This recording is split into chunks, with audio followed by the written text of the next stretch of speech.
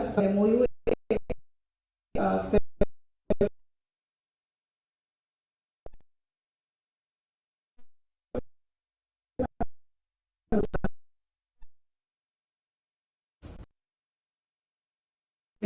request Prakash sir to please start context for the workshop.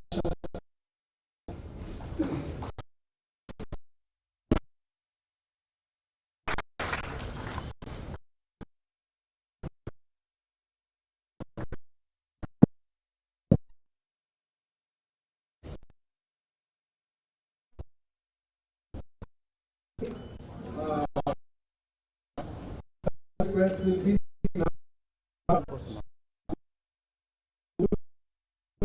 for one day.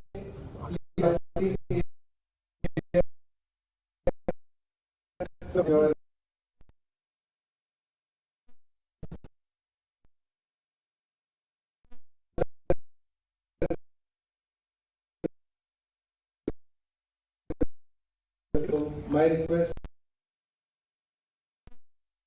please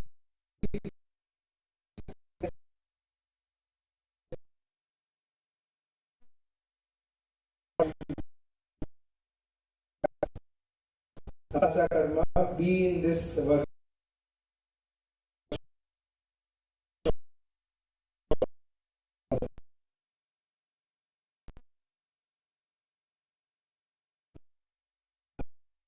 I have to speak because I see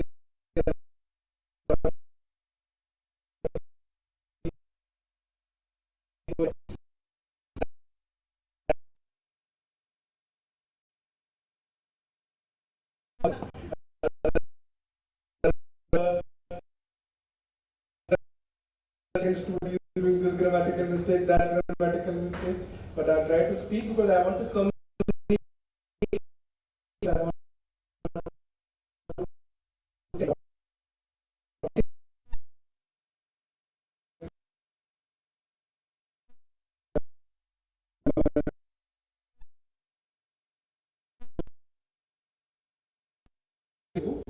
So we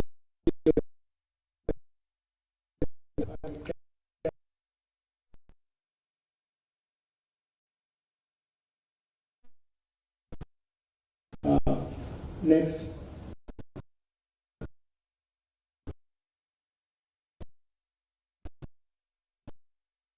But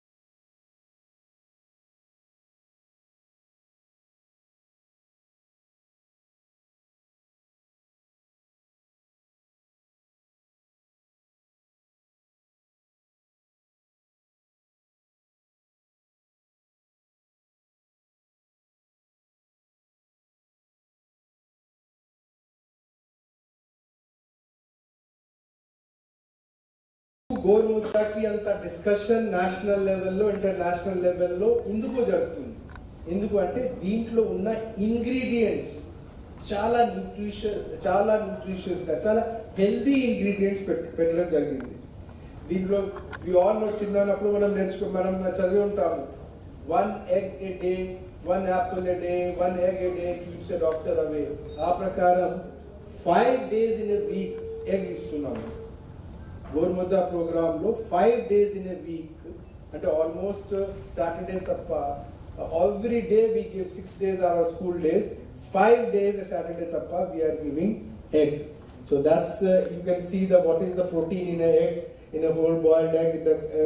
Similarly, me peanut jaggery bar chikki antam, adi kuda 3 days in a week. దీనిలో మీరు చూస్తారు iron ప్రతి దీనికి 40 mg iron, 82 mg folic acid దీనిలో ఉంది, అది మనం ఇస్తున్నాము 3 days in a week. And ragi java అంటే giving respect to the local food items, local recipes, local దీనికి మన రాష్ట్రానికి ఒక స్ట్రెంగ్త్ రాగి జావా. అండ్ ఇప్పుడు మనం అందరికీ తెలుసు ఈ year is a international year of millets. International year of millets ఆ ఇన్స్పిరేషన్ తీసుకొని ఒక లోకల్ ఫుడ్ ఐటమ్కి సపోర్ట్ చేస్తూ రాగి Java 3 days in a week కూడా మనం ఇస్తున్నాం. దీంట్లో కూడా ప్రోటీన్ 1.2, ఫ్యాట్ 0.5 grams ఉంది. So this is such a back well అండి. రెండు ఉన్నాయి అని మనం కంపేర్ చేయకూడదు. చాలా ప్రపంచంలో చాలా స్కూల్స్లో, పబ్లిక్ స్కూల్స్లో same day every day same menu ఇస్తారు. అంటే మన దేశం కాదు, ప్రపంచంలో ఉన్న ఈ mid day meals programme is international phenomena. ప్రతి గవర్నమెంట్ స్కూల్లో ప్రపంచంలో ఇస్తారు. అక్కడ కూడా ప్రతిరోజు చాలా స్కూల్స్లో సేమ్ మెనూ ఇస్తారు. మనం జగనన్న గోరుముద్దలో every day different variety menu ఇస్తున్నాం. నెక్స్ట్ అదేవిధంగా చెప్పిన ప్రకారం 5 days in a week boiled egg, chikki and ragi java ఇస్తున్నాం. Next what does it mean? ఇట్లా వెరైటీ పెట్టి ఈ దీంతో మనకి వచ్చిన లాభం ఏమిటంటే, ఈ లాస్ట్ 2 కాలం చూడండి. దేశం చెప్తుంది 12 gram, these are the norms, 12 gram protein చాలు. మీ లాస్ట్ కాలం చూడండి, బ్లూలో ఉన్న కాలం ప్రోటీన్స్, లాస్ట్లో కాలం ఉంది 12 గ్రామ్ చాలు.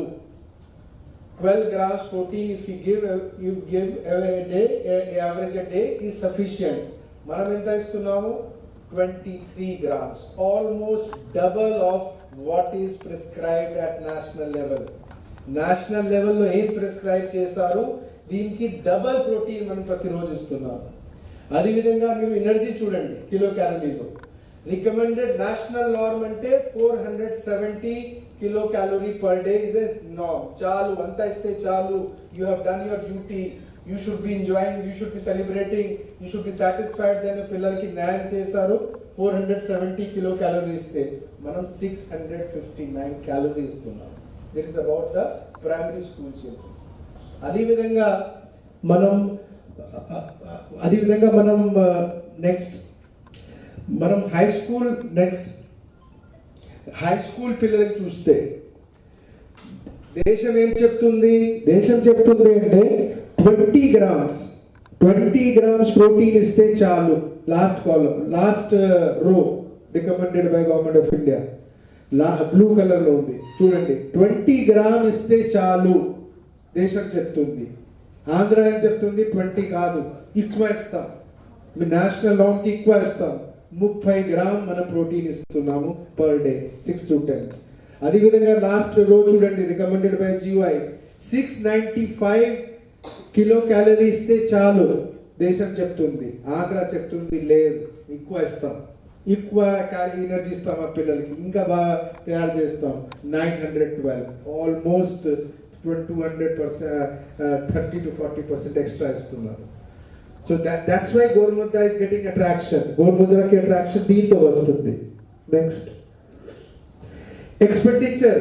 This all comes ఫ్రీగా రాదు. ఎంత ఇస్తున్నారంటే ఇక్కడ ఉచితంగా రావు. ఇదన్నీ దేశం ఏం చెప్తుంది?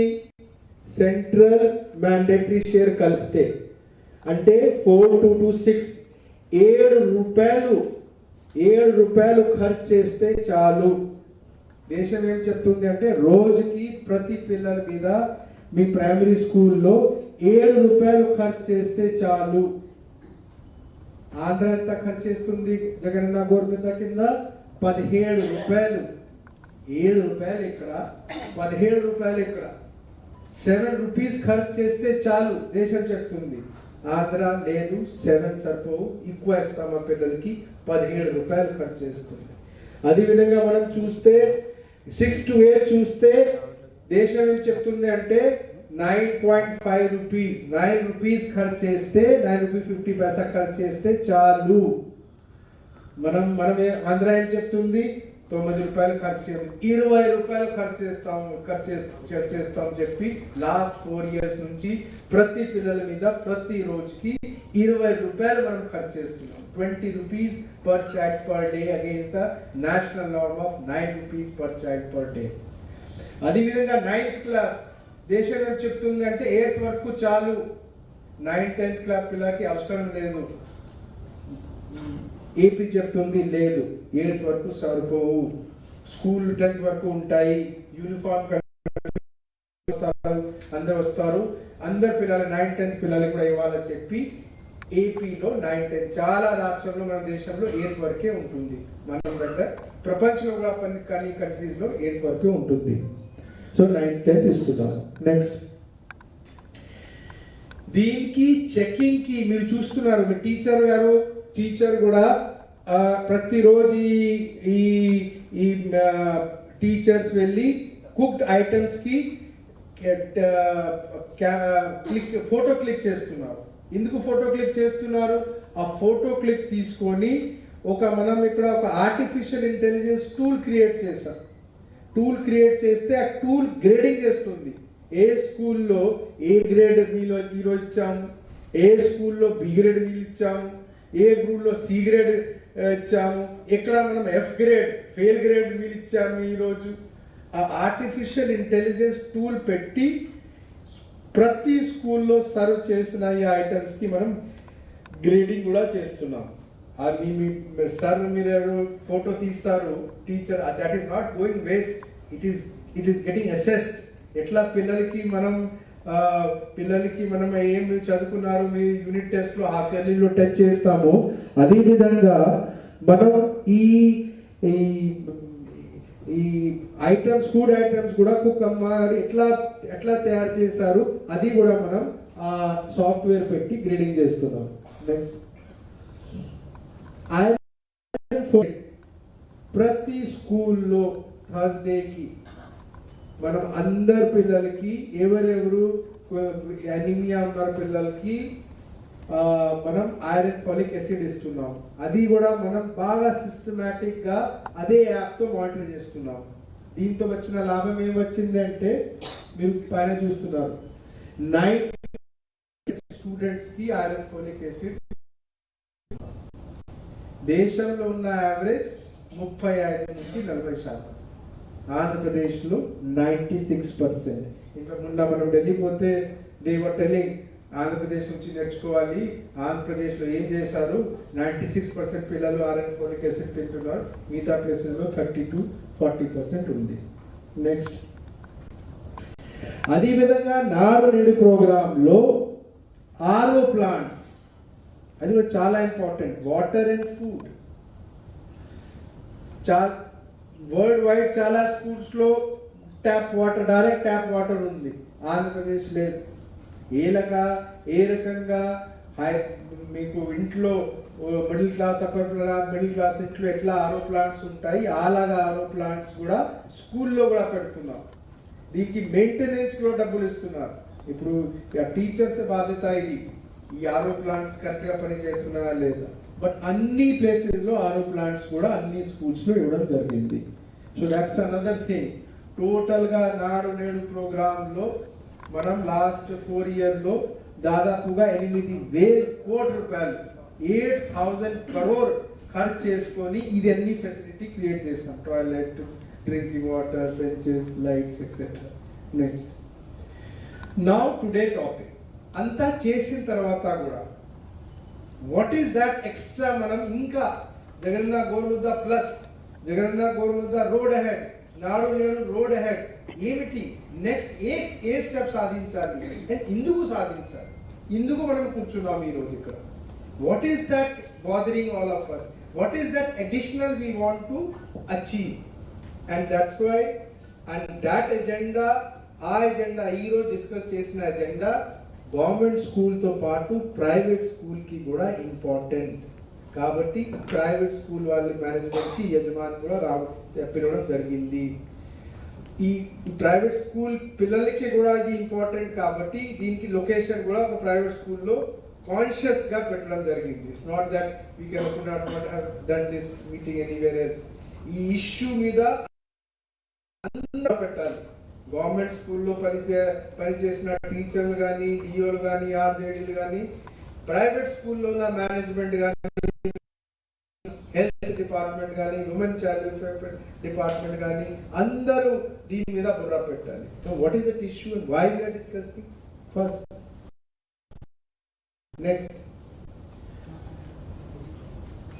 there is a study by Center for Disease Control and Prevention last 30 yearsలో ఓవర్ వెయిట్ పిల్లలు పాత కాలంతో కంపేర్ చేస్తే డబల్ అయిపోయినారు 30 years బ్యాక్ ఎంతమంది పిల్లలు ఓవర్ వెయిట్ ఉంటారు అంటే ఒక హెల్తీ వెయిట్ అంటే బిఎంఐ బాగుండాలా వెయిట్ బట్ ఓవర్ వెయిట్ ఉండకూడదు ఓవర్ వెయిట్ పిల్లలు డబల్ అయిపోయినారు అడల్ట్స్లో చూస్తే అడల్ట్ ట్రిపుల్ అయిపోయినారు ఓవర్ వెయిట్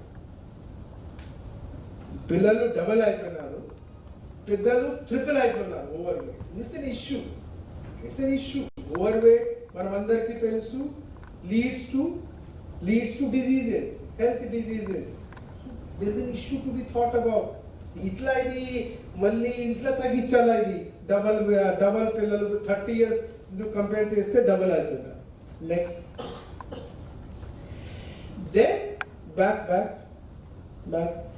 కాబట్టి ఈ ఫుడ్ లిటరసీ అంటే సార్ డీటెయిల్గా చెప్తారు ఫుడ్ లిటరసీ చిన్న నుంచి సిలబస్లో కానీ స్కూల్లో కానీ ఫుడ్కి ఎట్లా ఇంటిగ్రేట్ చేయాలి ఇది ఇంపార్టెంట్ క్యాన్ బి అఫోర్డ్ ఇప్పుడు లాస్ట్ 30 years నుంచి ఇప్పుడు వస్తే ఇప్పుడు డబల్ అయిపోయినారు ఓవర్ వెయిట్ ఏం చేయకపోతే ఈ రెండు మళ్ళీ ట్రిపుల్ అయిపోతారు 4 times అయిపోతారు ఓ రోజు ఒకటే వస్తుంది అందరు పిల్లలే ఓవర్ వెయిట్ అయిపోయినారు క్యాన్ ఆంధ్రప్రదేశ్ అఫోర్డ్ ఇట్ ఒక ఆంధ్రప్రదేశ్లో మనం ఎందుకు హెల్త్ ఎందుకు చదువు అందరు మనం బాగా ఉంటాము మంచిగా హెల్తీగా ఉంటాము బాగా స్కిల్ఫుల్ ఉంటాము చదువుగా ఉంటాము తొందరగా రాష్ట్రానికి ఇంకొక కష్టపడి చేసి రాష్ట్రం కోసం ఇక్కడ డబ్బు సంపాదిస్తాము మరి ఓవర్ వెయిట్ అయితే ఎట్లా సంపాదిస్తాము so it has to be arrested ఈరోజు మనం వేకప్ కాకపోతే ఈరోజు డబుల్ అయిపోయినాము ఒక రోజు మళ్ళీ 4 times అయిపోతాము 10 times అయిపోతాము ఒక రోజు 100% ఓవర్ వెయిట్ అయిపోతాము సో దీనికి అందరు అన్నారంటే ఇది మీరు ఇచ్చిన హెల్తీ మీల్తో పాటు పిల్లల బిహేవియర్లో పిల్లలకి కూడా జ్ఞానం పెరగాలి ఫుడ్ గురించి జ్ఞానం పెరగాలి అప్పుడే హెల్తీ ఆంధ్రప్రదేశ్ మనం డెవలప్ చేయగలుగుతాము ఇట్లా మనం కాలేజీలో చేస్తాం కాలేజీలో మనం ఏమైపోతే మీరు సరిగా ఇంజనీరింగ్లో వాళ్ళకి గ్రిప్ లేవు అంటే అంటారు సరే మనం ఏం చెప్పాలి ఇంటర్మీడియట్లో సరిగా చదువు చెప్పలేదు సార్ మీ జూనియర్ లెక్చరర్తో అడిగితే సార్ మీరు ఇంజనీరింగ్ కాలేజ్ వాళ్ళు చెప్తున్నారు బాగా చదువు చెప్పట్లేదు ఏం సార్ మీ స్కూల్ అసిస్టెంట్ హై స్కూల్లో సరిగా చదువు చెప్పలేదు అంటారు అక్కడ ఈ స్కూల్ అసిస్టెంట్ పడితే ఎందుకు వీక్ ఉన్నారు పిల్లలంటే సార్ మీ ఎస్జిటీ సరిగా ప్రైమరీ స్కూల్ బ్లేమ్ గేమ్ నడుస్తూ ఉంటుంది ఇక్కడ దీనిలో కూడా అట్లే ఉంది హెల్త్ వాళ్ళు పడితే చూడు వాళ్ళు ఎందుకు ఉన్నారు సార్ వాళ్ళకి చిన్న ఉన్నప్పుడు వాళ్ళకి సరిగా వాళ్ళకి జ్ఞానం లేదు కాబట్టి ఫౌండేషన్ నుంచి స్టార్టింగ్ నుంచి ఈ ఐబీతో మనం అనుసంధానం చేస్తున్నాము దీని అన్ని కోసం ఎక్స్ట్రా కరిక్యులర్ ఇలా కాన్సెప్ట్ కోసమే మనం ఇప్పుడు ఇంటర్నేషనల్ బ్యాక్లరేట్తో మనం ఏపీ బోర్డ్కి అనుసంధానం చేస్తున్నాం మీ అందరు పేపర్లో చూసే ఉంటారు సో ఫుడ్ లిటరసీ వస్తే ఆ ఫుడ్ లిటరసీ మనం కరికులంలో ఇంటిగ్రేట్ చేస్తే హెల్దీ ఆంధ్రప్రదేశ్, వచ్చిన తరాలకి హెల్దీ ఆంధ్రప్రదేశ్ ఇస్తాను. నేను హెల్దీ ఆంధ్రప్రదేశ్లో ఎన్ని ఉన్నారు, గవర్నమెంట్ స్కూల్ పిల్లలు కూడా ఉన్నారు, ప్రైవేట్ స్కూల్ పిల్లలు కూడా ఉన్నారు. కాబట్టి ఈ కాన్సెప్ట్ మీద మనం ఈరోజు ఇట్లా కూర్చున్నాము, దీని మీద సెషన్స్ ఉంటాయి. వాట్ ఈస్ ఇది రీసెర్చ్ ఏం చెప్తుంది? ఫుడ్ లిటరసీ ఒకసారి స్కూల్ కరికులంలో ఇంటిగ్రేట్ చేస్తే మనకి ఏం వస్తుంది? రీసెర్చ్ మనకి ఏం చెప్తుంది? పెద్దలు మనకి ఏం చెప్తున్నారు కొంచెం చూద్దాం. ఈ ప్రపంచంలో పెద్దలు కానీ రీసెర్చ్ చేసిన వాళ్ళు ఏం చెప్తున్నారు మనం చూద్దాం. నెక్స్ట్ ఫస్ట్ మీరు చూడండి ఈ study by Contanto in 2015, Journal of Nutrition, Education and Behavior. Third is the Journal of Academy of Nutrition and Dietetics.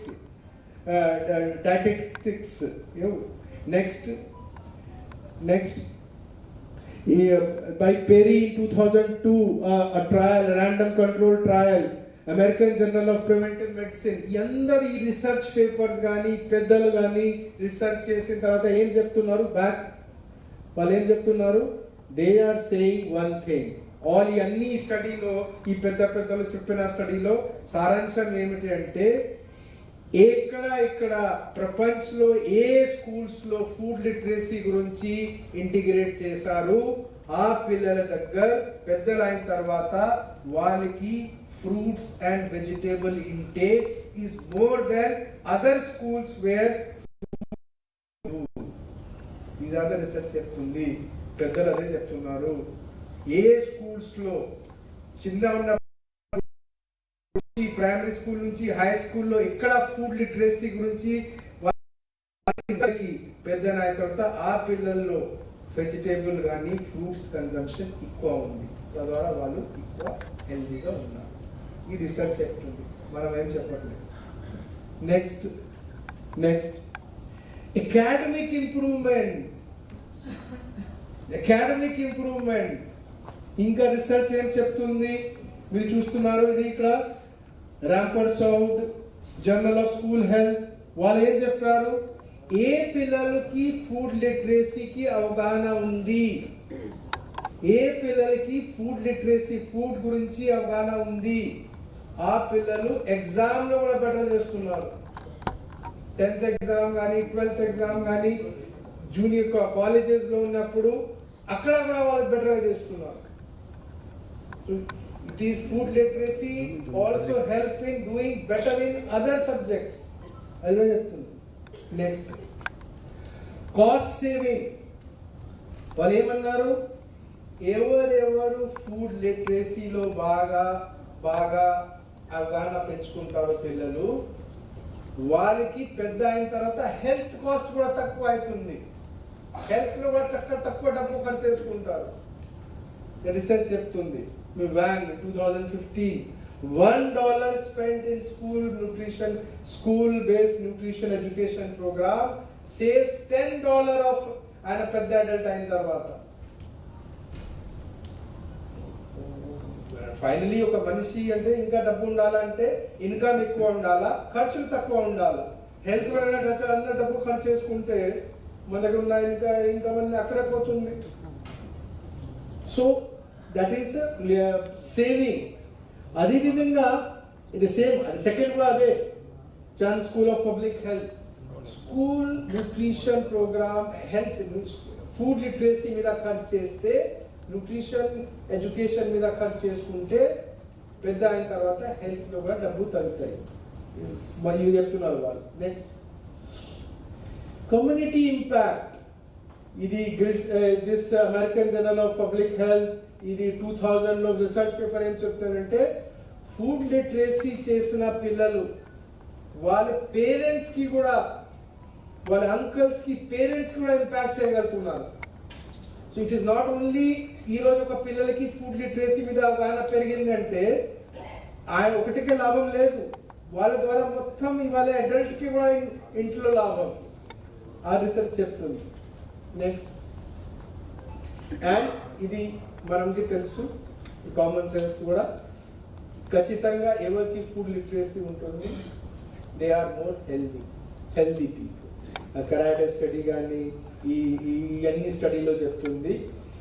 ఇది long term he will have less disease, he will live for longer.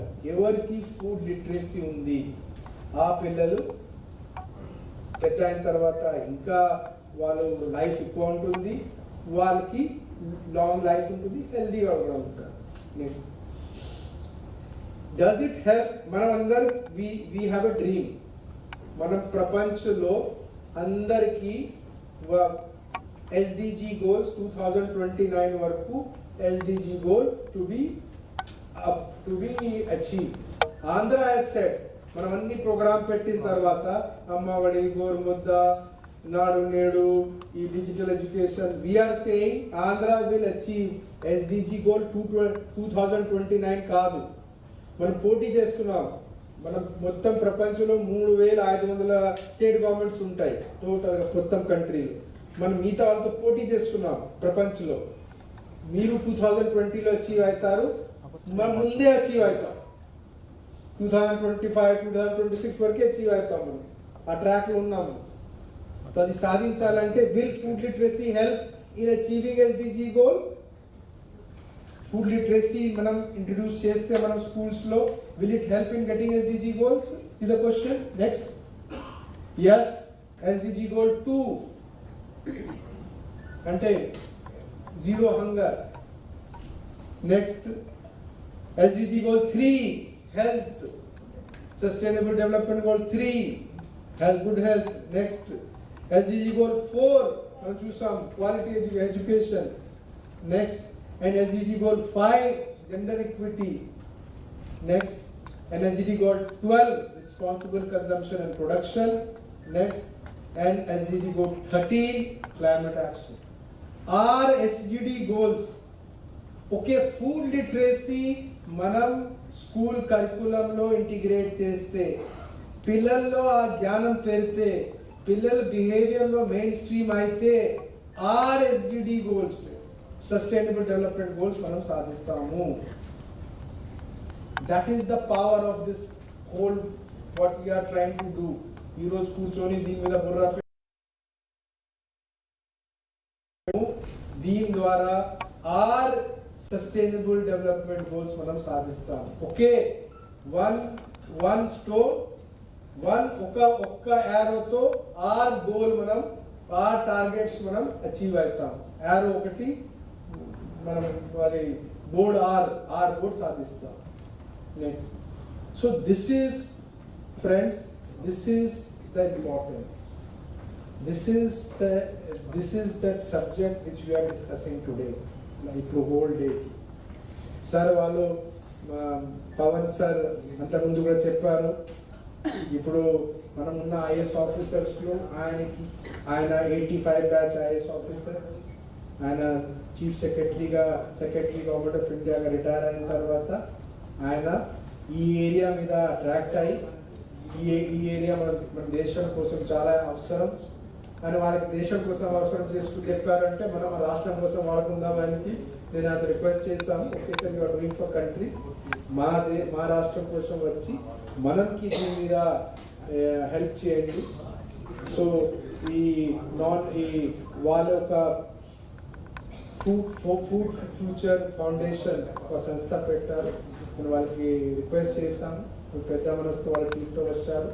కాబట్టి my first request to all of you is, sir along with their team has come all the way for us. Kabatti, physically present, mentally absent, please don't do this. Physically present, mentally also present.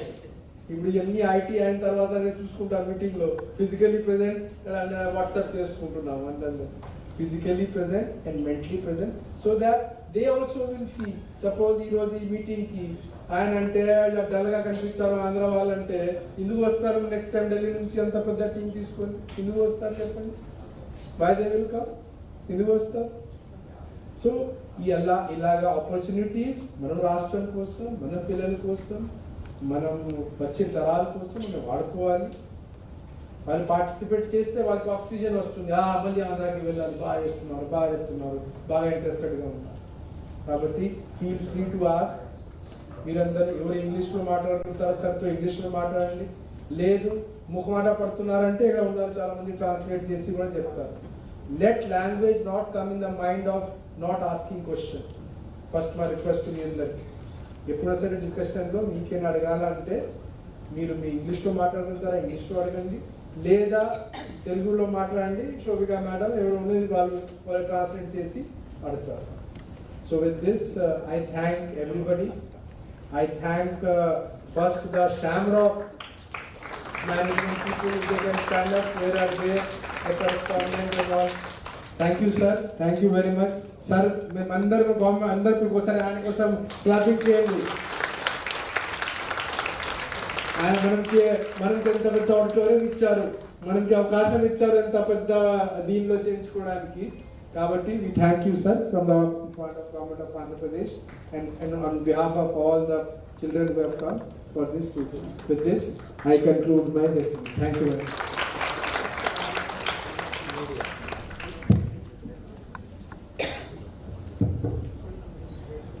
Sir, thank you so much, sir. Nobody could have set the context more better than this for this entire day, sir. With this enthusiasm, I really feel we can go through to the entire day, sir. And the session is going to be more meaningful with your words, sir. So now I would like to hand over to Shri Pavan Agarwal, sir, to give an overview of the workshop and the program. Over to you, sir. You know, it is a very difficult task to follow Praveen Prakash, sir. You know, he was my colleague in the Ministry of HRD when I was in the Planning Commission Advisor Education. Very enthusiastic officer. We are extremely fortunate to have a Principal Secretary, Mr. Praveen Prakash, handling school education, in Andhra Pradesh. And just this morning, came to know that in Hindu carried an article that initiatives of government of Andhra Pradesh have been shortlisted from the PM's award. Big congratulations to all of you. I'm sure that there is more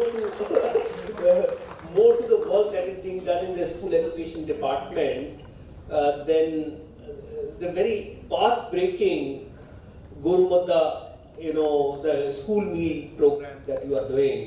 This is unique. In many ways, logistics, it's not about cost. Logistics of providing different menu every day, even in your own homes. Forget about schools in large numbers, is not easy.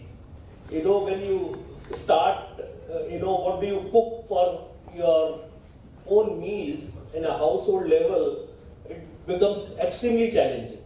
But when you do it for 44,000 schools, the magnitude of challenges are immense.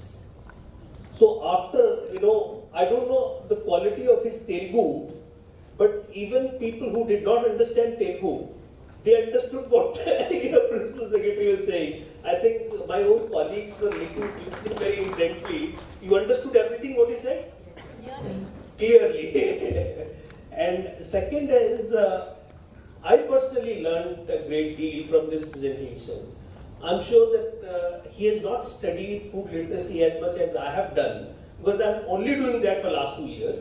But I think the few slides that you gave towards the end, I have not come across those references. I will borrow that presentation from him, because even though there is a huge rationale why food and nutrition education is important, but the fact is that when everyone says it is important, no one gets down to doing it. Somebody will have to do it. World Health Organization, the Food and Agriculture Organization, Government of India, everyone has been talking about it. Every time a curriculum change happens, they say, all right, we'll include all this in our, school curriculum, in our school textbooks, etc.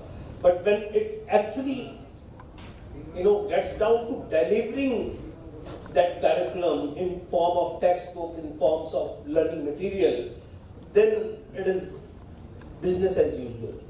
So, in our organization, what we have done is,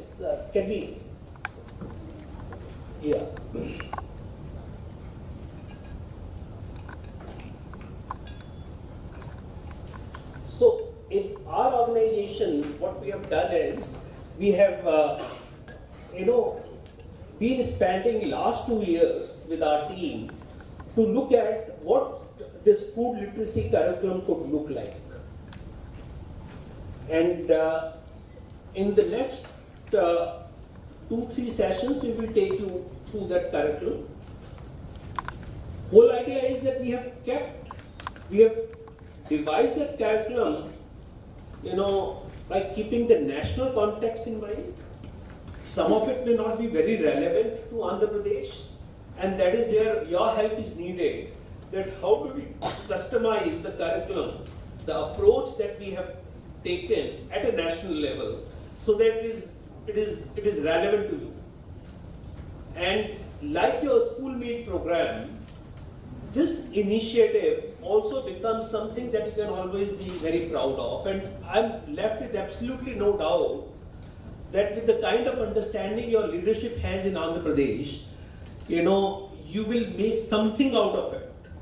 And very few countries, forget about states in India, very few countries have integrated, food and nutrition education with the school meals program. And I think our presentation shows which country are doing good work in that space, and we need to learn from them. But I'll just take you through these slides, and these have become very irrelevant after very powerful presentation by the Principal Secretary. But I think this quotation is very clearly demonstrates that malnutrition, rich and poor both, and malnutrition can be even obesity is a kind of a malnutrition. So malnutrition is common both in poverty and wealth. Lack of food you have addressed through this program. But what about lack of knowledge of food? And when we are talking of knowledge of food, merely knowing about what is a good food, what is healthy food is not enough. It should basically motivate you to act on it. So the pedagogy becomes very important. How you deliver that in the classroom, how do you connect it with the children, how do you connect it with the family? Because a child will eat what a school meal provides or what is cooked at home. And therefore, it is both a challenge and an opportunity. A challenge that merely teaching them in schools about good food or healthy food is not enough. You have to educate the families. But the opportunity is that if you also educate the families, then you are addressing another issue. You are educating the entire society. You are making that shift in the entire society, which is otherwise not possible. Okay, so I think let us look at it as an opportunity. As I think this we have covered beautifully. We have covered it. I believe that apart from 44,000, 45,000 schools that are covered under the school meal program, there are another 50,000 schools which are private schools, which do not have school meal programs. And even these schools, children in these schools, some 35 lakh children in these schools, they only take one meal here. Rest of the meals they are taking at home. If they are not eating healthy at home, so this is only partly addressing the problem of unhealthy food. Okay, so I think an approach wherein you also educate the children and along with the children, their families about healthy food is so much more important. Now, recently, just a month ago, there is a global coalition of school meals. They came out with a white paper, and they basically listed 4 priorities for a well-functioning school meal program. first priority is menu changes to encourage dietary shift of planetary and human health. I think 100% marks to Andhra Pradesh on that parameter. I'm sure that, of course, there is always room for improvement as you move forward, but you are providing very diverse, school meals, to the children. Second is clean and energy efficient cooking solutions. And I believe that about 80-90% of school meals are being cooked by environment friendly, energy systems, maybe cooking gas, etc. Not using wood stoves, etc. So there again, maybe 80-90% marks go to Andhra Pradesh. Maybe some little work may be required in that space. Third is prevention of food loss and waste along with reduction in plastic use. I'm not sure what is happening, but it is more about, educating. It is significantly about educating, sensitizing children and their families to do this. And fourth is action-oriented holistic food education for lifelong healthier and more sustainable food practices. And this is, so 3 and 4 is at the heart of the initiative that we are going to share with you, to be rolled out in Andhra Pradesh from the next academic year.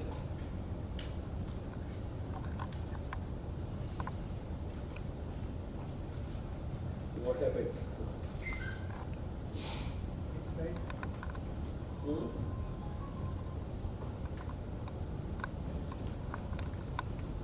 Can you put the next?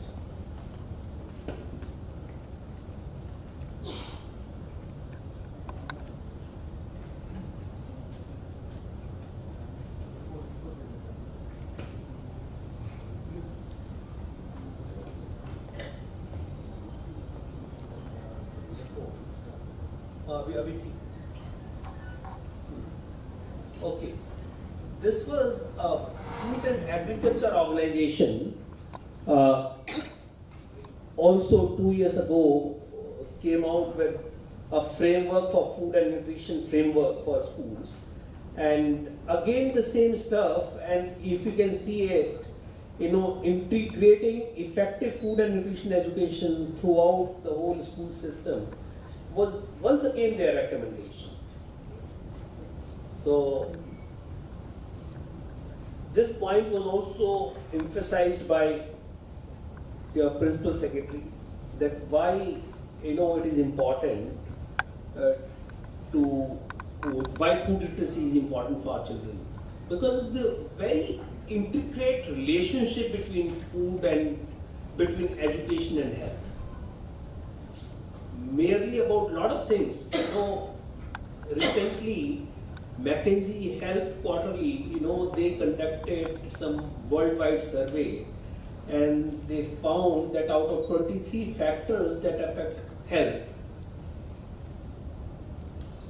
19 of them are about preventive health, and only 4 of them relate to curative health. When we think of healthcare, what comes to our mind is hospitals, medicine, doctors. So only 4 of those things relate to that. 19 of it is that you can lead a good and healthy lifestyle, have healthy diets, and prevent those diseases from happening.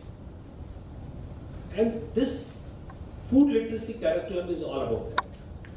Whether you talk about, I think all the points were very beautifully captured in the presentation by the principal secretary, so I'll not repeat them. What are the key elements of our curriculum that we are basically seeing?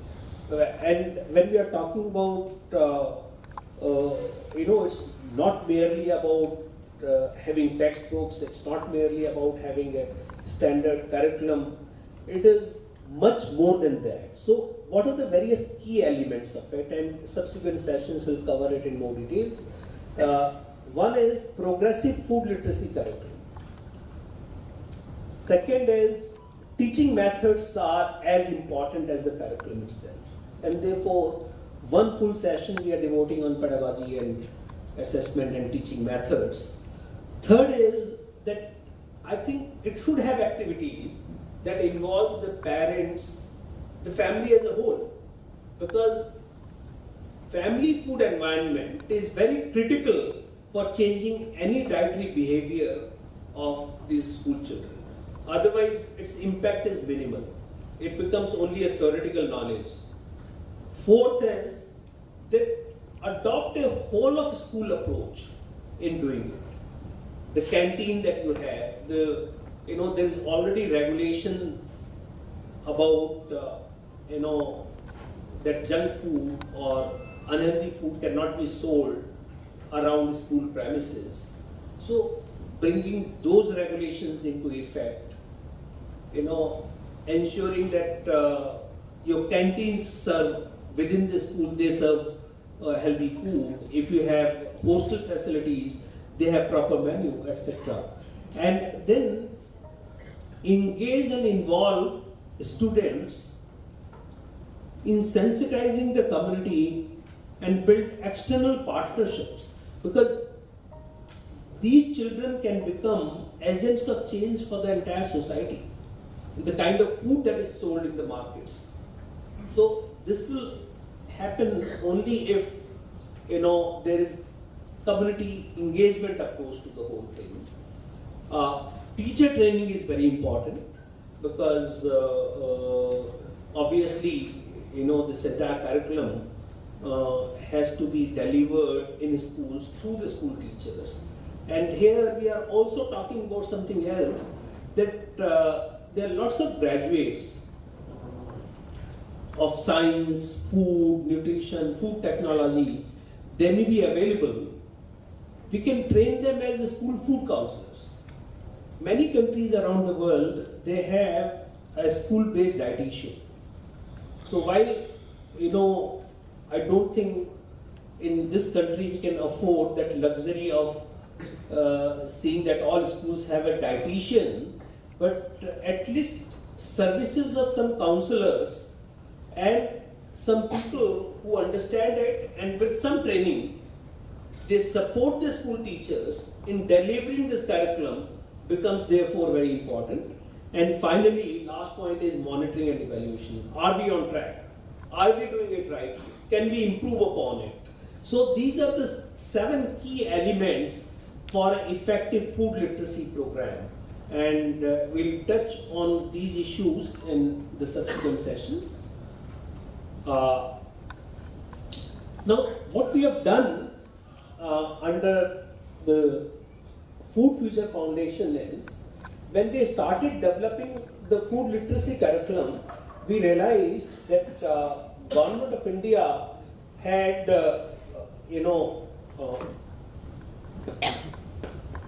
Government of India had a program called, this is the Health and Wellness Curriculum. Has anyone seen this?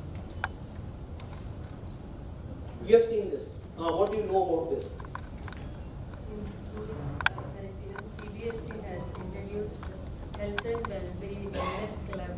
We are introducing the programs of how the food literacy, how they are taking everyday food in meals, nutritious food in meals, and how well cleanliness and monitoring all these things through this club, Health and Wellness Club.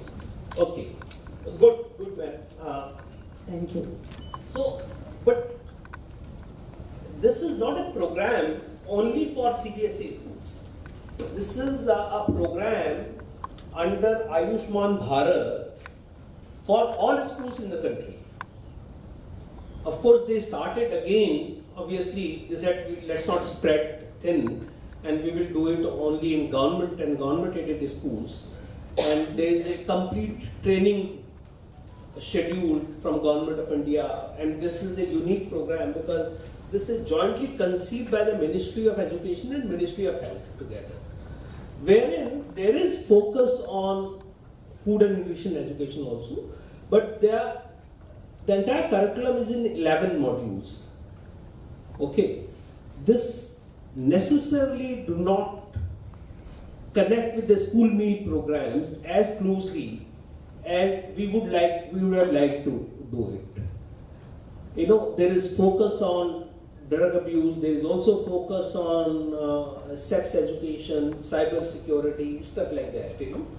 So what we did was that we thought that all these are life skills, and therefore we started calling it Life Skills and School Literacy Program. But obviously the curriculum that we have is an integrated curriculum. If you adopt that curriculum, you need not do this because this is already integrated here. But if you feel that you want to focus only on school food literacy, that by itself is complete. Okay, so that opportunity of whatever works for a particular state, for a particular school, you know, is there when we are basically doing this program. And all the 11 modules of this curriculum has been included here.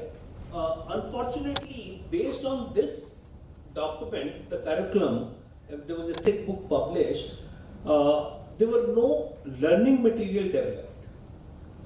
As a result, its delivery has been somewhat ineffective across the country. And obviously this was released in 2020.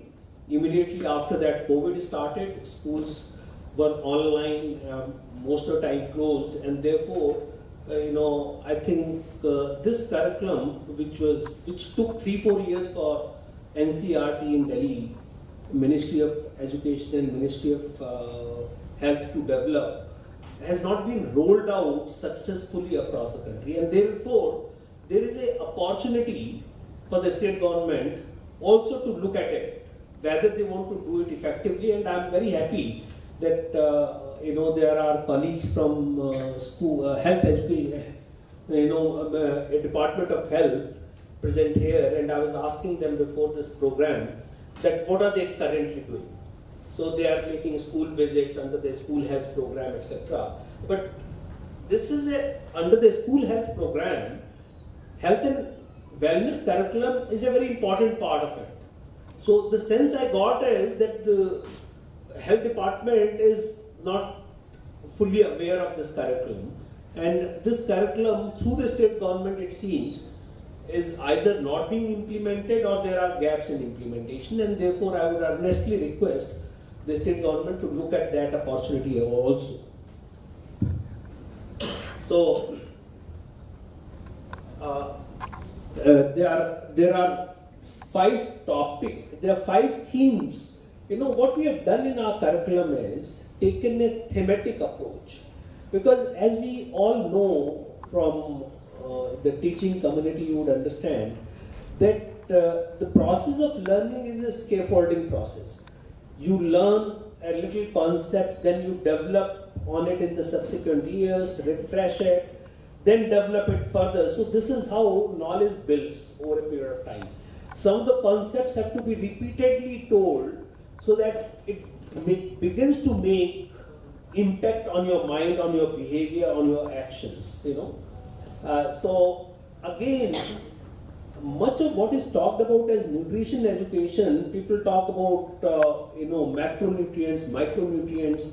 For most people, they say that we eat food, we don't eat calories, we don't eat macronutrients and micronutrients, you know. So therefore what we have done is looked at curriculum across the world wherever it exists, and said that we will begin by telling people about the food around them. Let them develop a respect for food. You know, it is developing a positive relationship with food.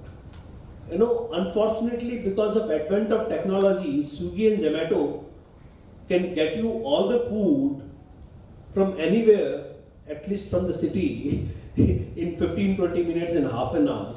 You won't even know where this food comes from and what goes into making that food. So our relationship with food is becoming very different, and which I think is not good, which is, you know, many of these problems that we are facing and we are likely to face, I think in India we are in early stages. We have not gone too far. our obesity rates are still much lower than in America and most developed nations. But the days are not very far. You know, only a few years ago, in about 2016, our processed food was 11 to 12% of the overall food.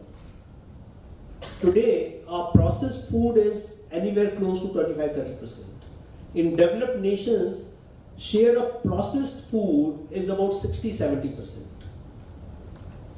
So, I do not see any reason that why we should not be moving in that direction if we don't check these things. If we do not allow our children and our families and society to understand that food is something that should be minimally processed, local, it helps the local economies, and it also, and seasonal. So I think this basically creates, the Principal Secretary mentioned about Sustainable Development Goals.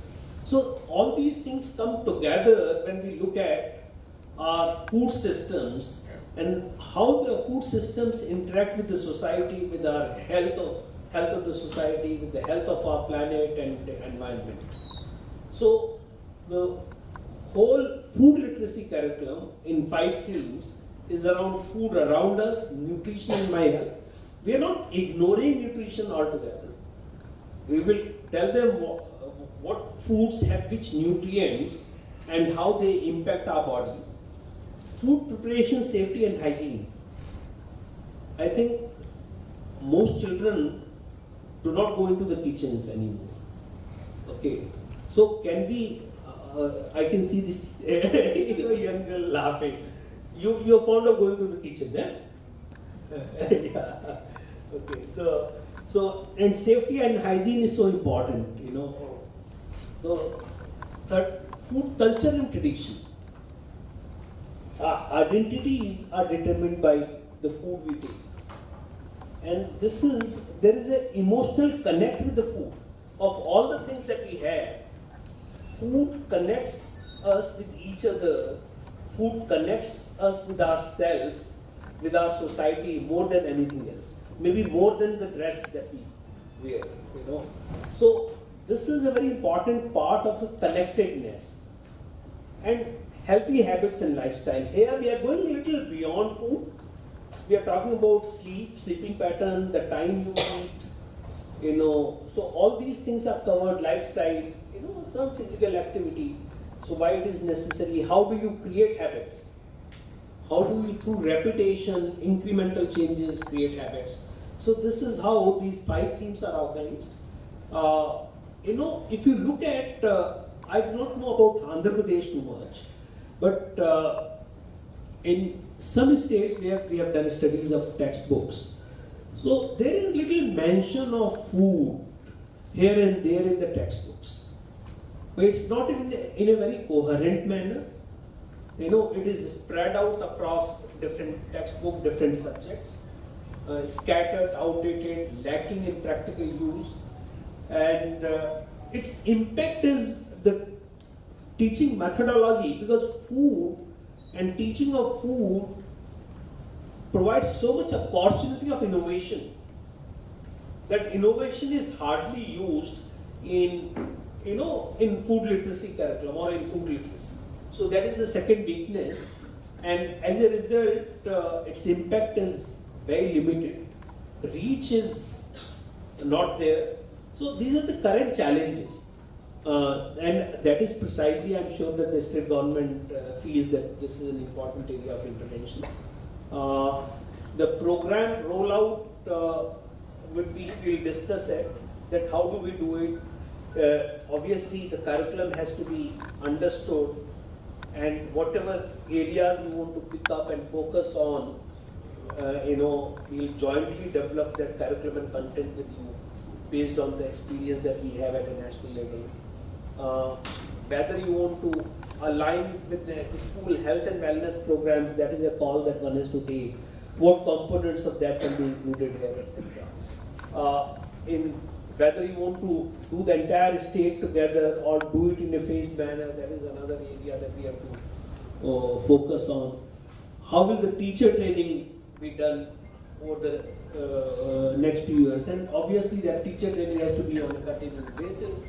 And should we create a pool of food counselors who will support in implementation of these programs? These are the areas that we have to focus on. And I can see that this workshop is not an end in itself. You know, it's a journey.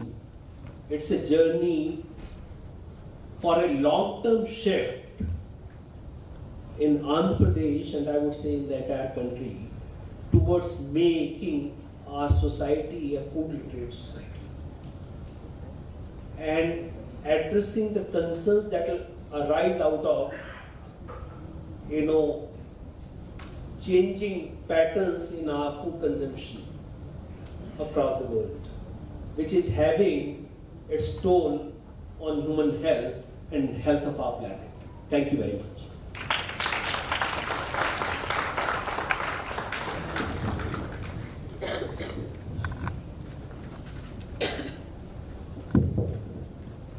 So thank you for such an insightful presentation, sir. I'm looking forward for the workshop to go for the further collaboration, sir. Now we'll have a tea break for 15 minutes and we'll start the first session by sharp at 12 o'clock. It's arranged in the ground floor. Request all of you to please take it.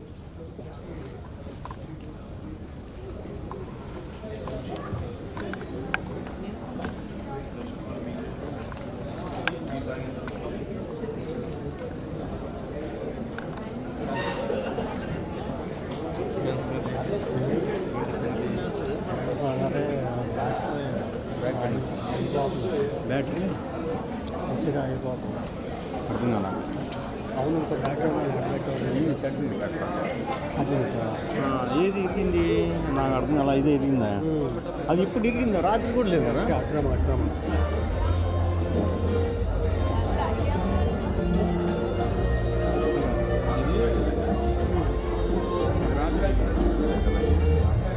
ఇది రాత్రి లేదు కదా అసలు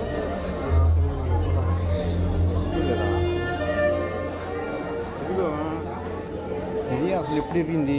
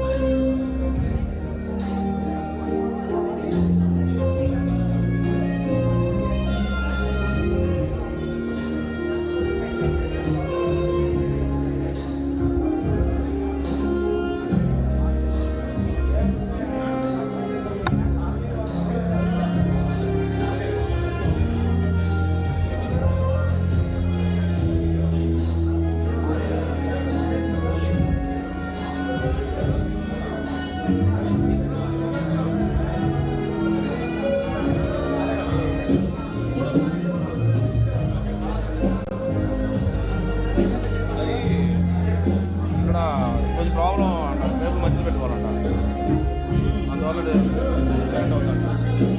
table బాగుంది, ఇది okay, బాగా అక్కడే కరెక్ట్గా ఉంటారు, బాగుంటారు. కెమెరా ప్రాబ్లం కాదు, HDMI పెట్టి ఉంటారు కదా డైరెక్ట్గా కాపీ చేస్తారు, చెప్పేసుకుంటారు.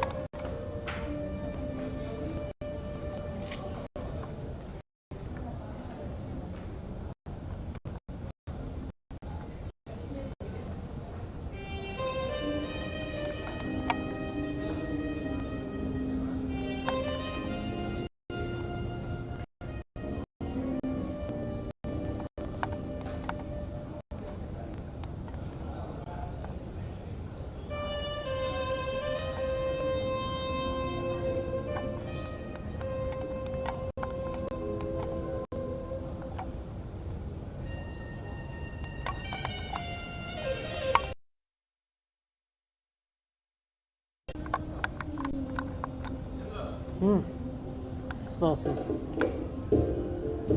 सुना Balaji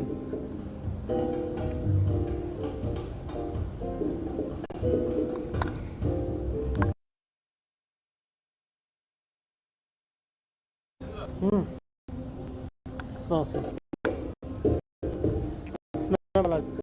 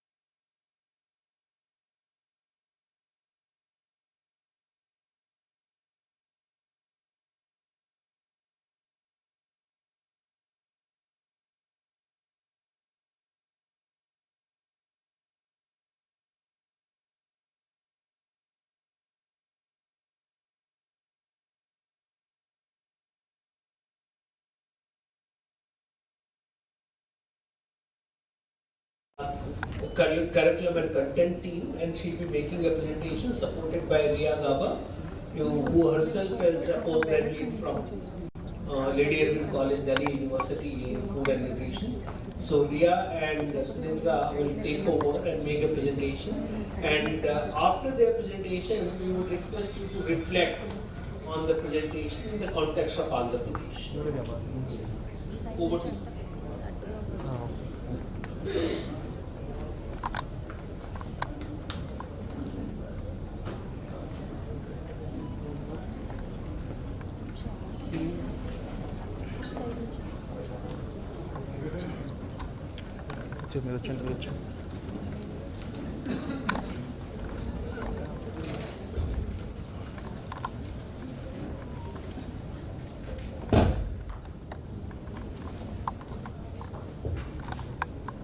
A very good afternoon to all the respected dignitaries, teachers, representatives from the Education Department, my colleagues from the Food Future Foundation, and my dear friends, the little students.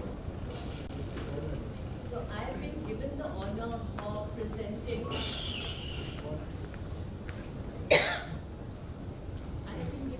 You can use the hand mic. You can use the hand mic. Or you can even.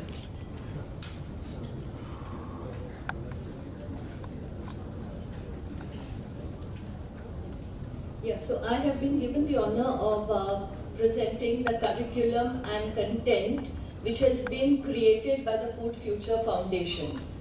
Now, this curriculum and content has been prepared by a team of experts from various organizations, colleges, national organizations, National Institute of Nutrition.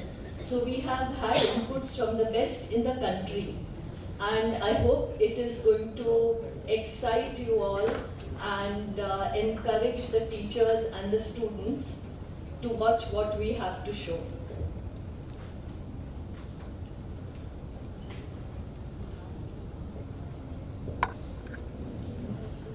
Like Pawan sir had already mentioned, the food literacy curriculum is vast. We have made 8 themes because it was for the holistic development, keeping in view all the government policies, all the latest initiatives and changes in the curriculum. Of these, 5, as have been already told to you, belong to the food literacy curriculum, the 5 themes. And 3 are of the life skills. You know, skills to help children adjust in day-to-day changes in life. And it is up to the states and education departments and governments and schools to implement whichever one they feel will be more suitable. So let us first take a look at what are we going to be teaching the students in the themes for food literacy. The very first theme, food around us. Now, before I proceed further with explaining this theme, I would just like to mention, like many of you here, I have also been a teacher. A teacher for school children, a teacher for college children. And my aim has been and will be, till I succeed, to simplify nutrition and food safety education and make it so simple that everybody understands it and enjoys learning it. I have had difficulties in the past, you know, teaching science students to children who did not have basic inputs. So while preparing this, we have kept it extremely simple.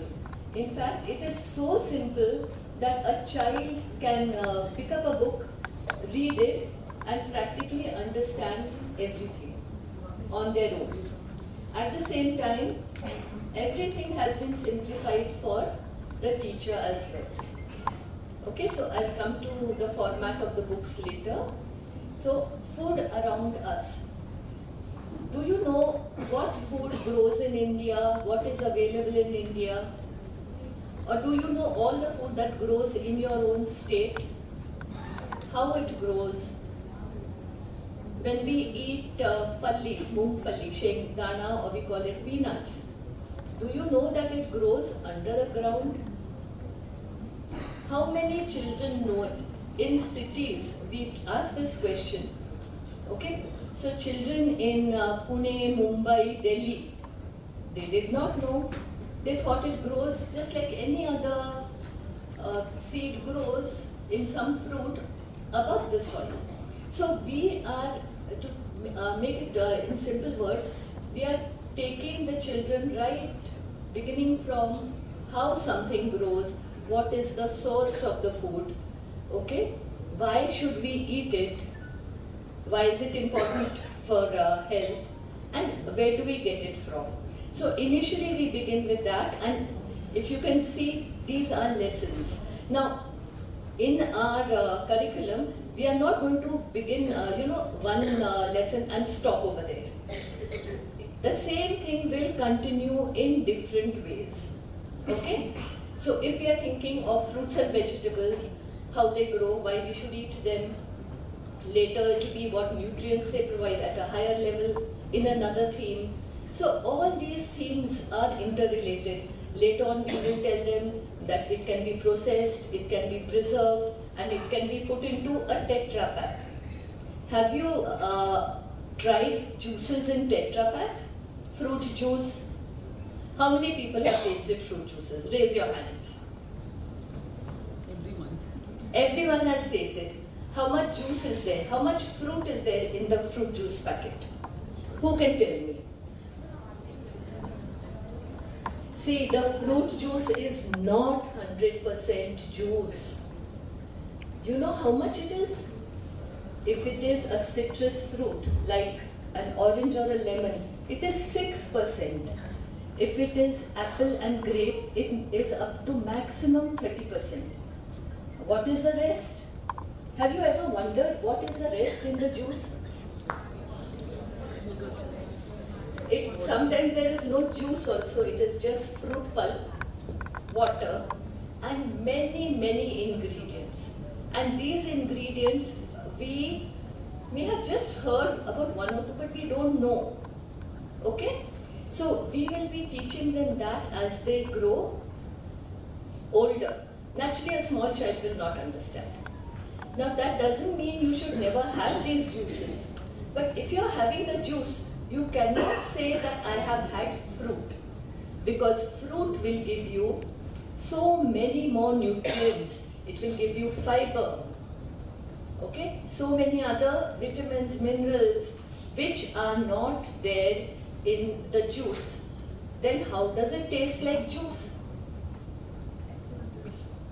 There are so many different preservatives, additives added to that juice. Okay, tell me, how many of you have ever taken a packet of, we get these juices in Tetra Pak, no? No? Have you read the packet? Yes? What, have you read what ingredients it contains?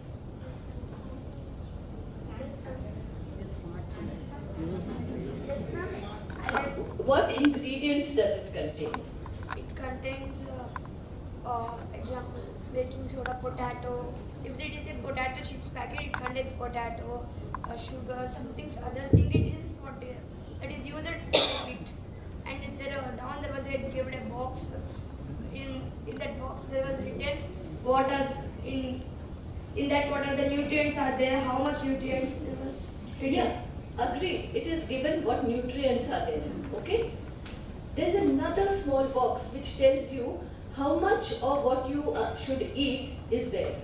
Percentage of what is supposed to be eaten. How many people are reading this? Very few people. But the main thing, to get that exact flavor of juice, it tastes like juice. Okay? They are putting so many different chemicals in it. Okay, and do they write the name of the chemical? No. No, they write numbers. They will write INS 331. Have you seen INS 331? Do you know what it is? No, no. Do you know what harm it will do to you or other numbers? Okay? To have it once in a while, to have it sometimes, there is no harm. Okay? But it is not a food to have anytime. You answered beautifully, beta. Sit down. Yeah, I'm so happy that some children are answering. She deserves a big hand for that. Okay? So, tomorrow if I ask you, what all have you eaten? Have you eaten oranges and you've had orange juice in a Tetra Pak? You cannot say, yes, I've eaten orange juice. Okay? You will not get the benefits of that. Now, if you have a look at the lessons, see, these lessons are numbered. So that is beginning from nursery, 3-year-old child. What can we teach? Just the colors. But even if we teach the colors, they can identify which are these fruits, which are these vegetables. They may question their mother. Do we cook this? Have we eaten this? Is it good for health? Is it healthy? Okay? And like that, every year we will just teach one item till they grow older and they reach a higher level. Then we go much beyond that. See, we are teaching them nuts and seeds. How many people eat nuts and seeds every day? Every day. My goodness, just 1, 2, 3, 4, 5, 6, 7, 8, no, all hands are not up. Nuts and seeds. Government of India, NIN, National Institute of Nutrition, has said we must eat 30 grams of nuts and seeds. Now, we will come to other subjects, then I will tell you how we will know whether we are eating 30 grams of nuts and seeds. It is compulsory every day. Okay? So in our curriculum, we will not just tell them the names. We will tell them what they can make of it. Okay? How they can include it in the meal. Now I'm very happy to read that watch this in the morning. Midday meal is giving chicky, that is excellent. And egg also, that is also excellent. So we also go down to salt, sugar, simple things. Okay, so this is just that the children are aware of what they are eating. And children are very intelligent. They want to know why. You just tell them, you eat this. They may not eat it if they don't like it. But if they know why they need to eat it, if it is explained to them from the very childhood, they will definitely eat it. What their parents eat, what is cooked in their home, is necessary. So when we discussed the Tetra Pak, we were discussing processed, how fruits and vegetables are processed. Okay? So at the end of this, when they finish learning the theme food around us, that is in the 8th standard, they will be able to make wise choices. The next theme under food literacy is nutrition and our health. Now in our food literacy curriculum, we have tackled nutrition very differently. We are telling them about the nutrients, but how? You cannot tell a 3-year-old or 4-year-old about protein, carbohydrate, fats. So we tell them go foods which give them energy to go. We tell them about glow foods which will help them glow and shine. Okay, and grow foods to make them grow, that is the protein. Then gradually we will tell them in the higher classes, this is protein, this is carbohydrate. And when we talk of if you don't eat it, what is going to happen? We don't tell them use big words like kwashiorkor or beriberi or rickets. Because if you see all the old CBSE books, that is what they are doing. The names of the deficiency symptoms, scurvy. Today, who suffers from scurvy? What they have to understand is, they need these vitamins. A deficiency will cause symptoms, but it will cause which symptoms? Immunity. Their immunity will be low. They will catch a cold or cough soon. So we have to know what is necessary and what should be taught. Also, if you buy green leafy vegetables and you give it to children to eat, or we eat it, do you know that when we cut it and expose it to air, and when we wash it when we wash it after cutting, what happens to the vitamins and minerals? They are lost, they go down the drain. So if somebody says, I'm eating green vegetable every day, but they are not preparing it and cooking it correctly, they are losing those vitamins and minerals. So like, nutrition, we are teaching them, in which way? We are not telling them that this is nutrition, you have to be well nourished, this you have to eat. No.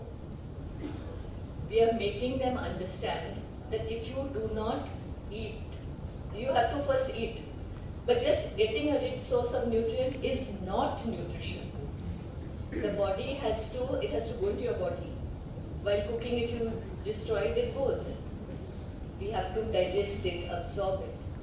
Our digestion has to be good. So we introduce them to the digestive system also. Parts of the digestive system. Why gut health? Today people are talking of fiber, gut health. Why is that important? So we tell them in very simple terms with very simple examples. Okay?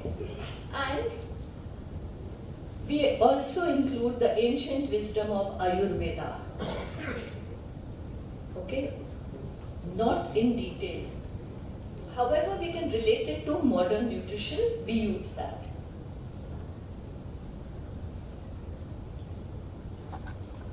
Now, this is a very interesting theme.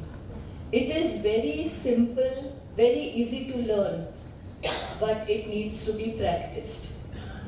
It is about hygiene and cleanliness. Okay? When we see or when we want anemia mukt Bharat, just giving iron-rich food, okay, is not enough. Or giving the pills, iron, folic acid supplements, that is not enough. That iron has to be absorbed in the body has to use it. We should have immunity that we don't get infections. Now, if you're not going to wash your hands, okay, and you're going to not wash the green vegetables properly, you will get worms. You will fall ill. The worms will take all our blood and all the nutrients. So, infection, disease has to be prevented. Now, unfortunately, germs are so small. Can we see them? If I tell you, look at your hands, are they clean? What are you going to tell me? Hands are clean, but are they actually clean? You don't know which surface you have touched, okay? So we begin very simply for small children, personal hygiene, hand washing. Now, COVID has taught everybody hand washing, okay? Till then, were people serious about it? No, they were not, okay? And it goes on to food hygiene. Now, a midday meal, people realize they are serving eggs. Okay? Do they just take any eggs? Somebody is giving it to you very cheap, so will you buy the eggs and use? No.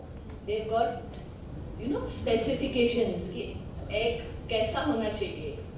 Okay? Egg shell kaisa hona chahiye? Should it be cracked? Because once you get any infection or disease and fall ill, there's no point of good nourishment. It's a cycle, malnutrition and infection. And this cycle can be broken through food literacy. Okay?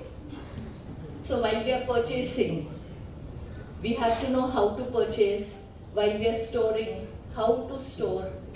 If you store food wrongly, it loses its nutrients. Where to store? We need to know about adulteration. Everybody is not very honest. Some of the foods are adulterated. So simple tests, in this, the text is very less. It is actually doing or demonstrating. Okay? Now once you know how to buy, prepare, store, then you can cook food. Then it will stay. If you leave your lunch bag, you don't have your lunch and you take it back home, what is going to happen to the food?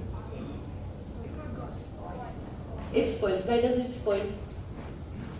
It's not stored properly. Cooked food should go into the fridge. Things which spoil, 4 hours, keep it in the fridge. So simple things like this is what our food literacy covers. Now coming to portion sizes, this is very interesting and we link it to other themes also. I told you 30 grams of nuts, okay? Now how do you know what is 30 grams nuts? Just take one fistful, what fits in your closed fist, and you will be surprised, very little fits. But depending on the size of the child and the hand, that is enough. We can carry 30 grams nuts. So we don't have to say, oh, am I eating correctly? There are simple ways in which you know portion sizes, and we teach simple conversions. So that helps in telling them how much they should be eating.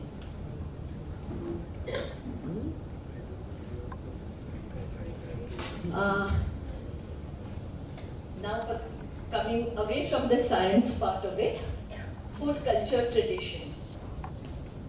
Did you all celebrate Makara Sankranti?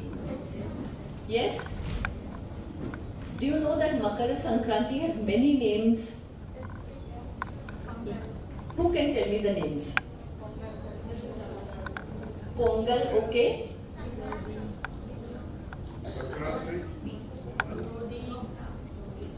Lori is one day before. Okay, that will also pass. Bihu.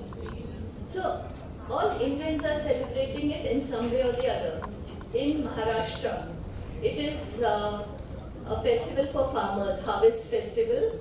So we have tender millets, you know, tender jawar grains. They are roasted. The entire corn is roasted. And people go all the way from cities, from Mumbai, for these parties. It's called Hurda party. You have the tender grains. You will only get them during Sankranti time, not otherwise. So, this is what this theme covers. We want children to know and to respect all cultures, all foods, and appreciate different foods as well. Okay? Celebrate different festivals. Ganpati, Ganesh Chaturthi. Do you celebrate? What do you make for Ganpati? Modak. Why is Modak made? Modak is a small bite of happiness throughout the year. Okay? So, this is what we tell them in our modules regarding all different festivals. But everyday food should be home food. Okay? If we see, things are changing. A lot of fast food has come into the market. What did we have in the tea break? It was nice. Some things were particularly nice. But we were served some cutlets and samosas. How is that cooked? Fried. So should we eat that every day? No. That is sometime food.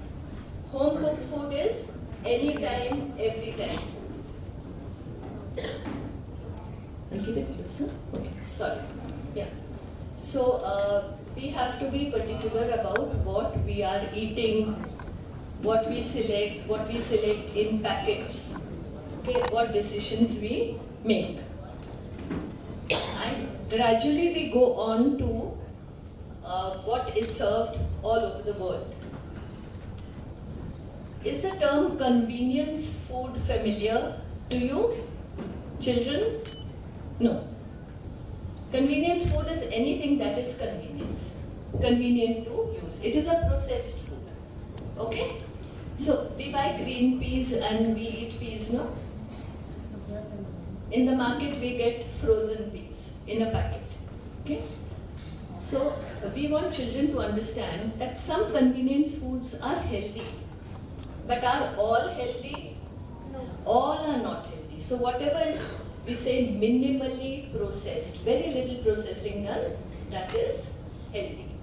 So some you can eat, even atta, the flour which is, grains are ground into flour, that is also convenience food. So we cannot label all convenience foods as unhealthy, which we should we eat, which should we avoid. The last in this theme is healthy habits and lifestyle. So, to have healthy habits, we are referring to which habits? We are referring to food habits, activity, physical activity habits, whether we do any exercise. We are referring to yoga, meditation. Okay, we are referring to sleep, recreation. Our body to grow well needs enough sleep, enough rest. Only then we can be growing well. So in this chapter, when we say they should have good eating habits, so they should be eating smart, making smart choices. One example I've given you, that was of the fruit and the fruit juice. The other examples would be, should we eat whole wheat, whole grains, or refined grains, polished grains.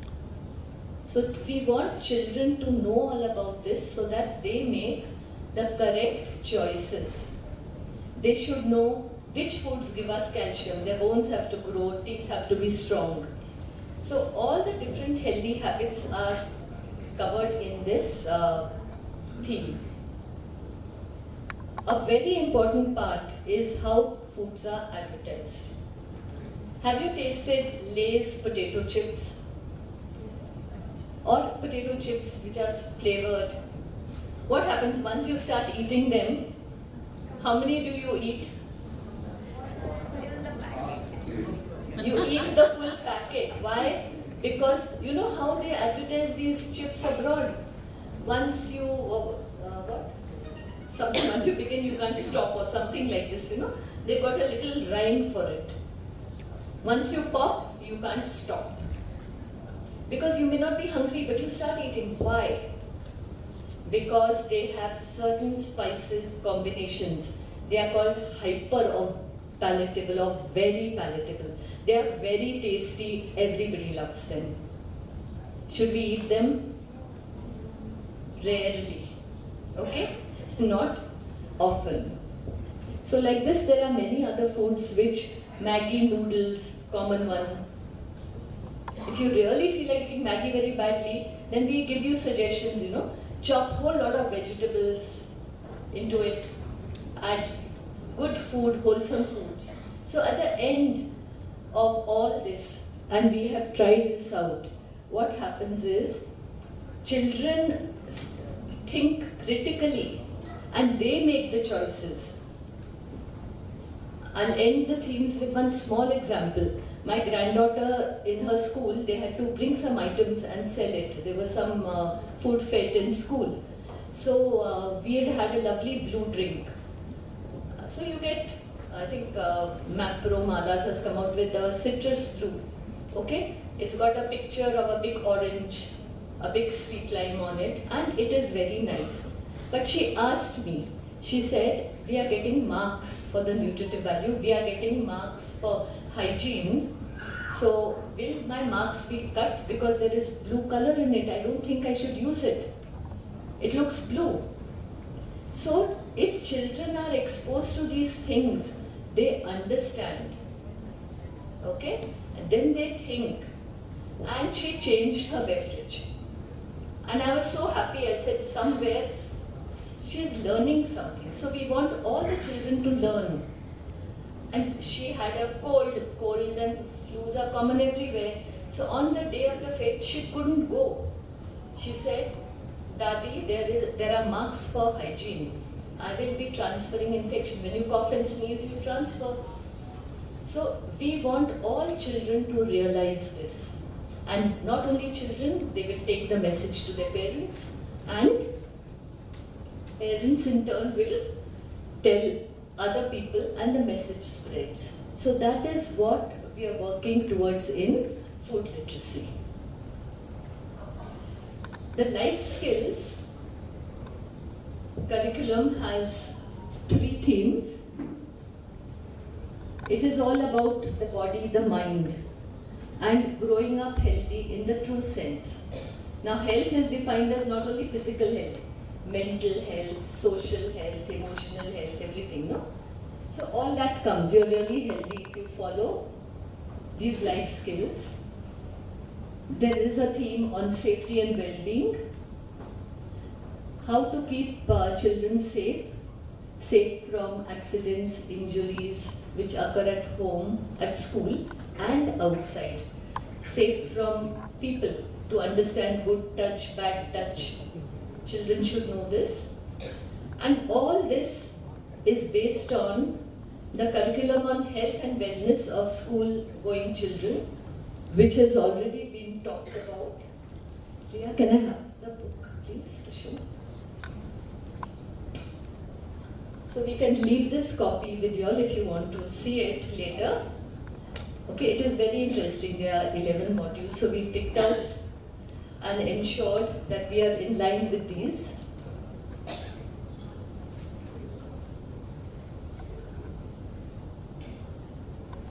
And the last theme is food and our planet. We have to think of our environment and we have to preserve it for the future generations.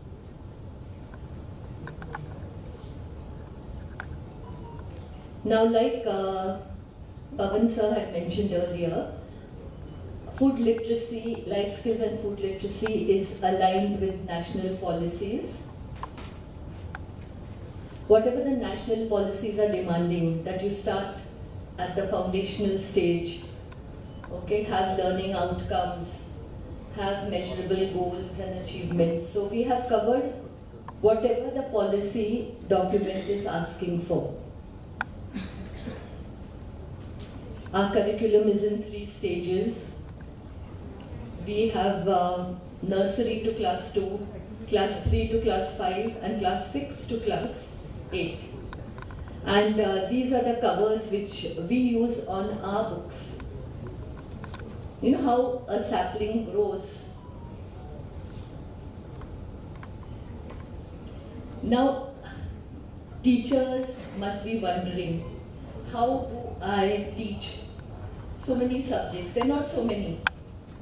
They've only been broken up into bite-sized pieces which children can easily digest, and just one is continued into the second year through 9 years.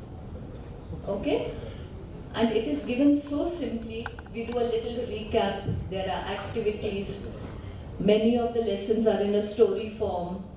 There are many activities which my colleague will be sharing with you later. Think tank, fun facts, all funny things, related to that, to keep the child's interest. We have defined the new terms again, okay? And every lesson has an activity to take home. The teacher's manual compiles every single thing which is in the workbook, plus additional points, additional information for teachers who are not from a science background. So we've tried this out already. 5,000 books have been distributed and they really loved it. And if you give a book into a child's hand, they enjoy reading it also.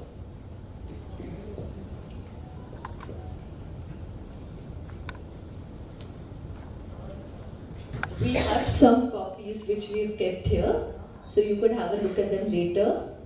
They're full of stories and pictures.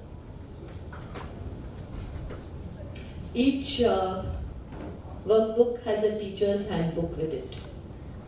Okay, and these are going to be translated into regional languages as required by the policy.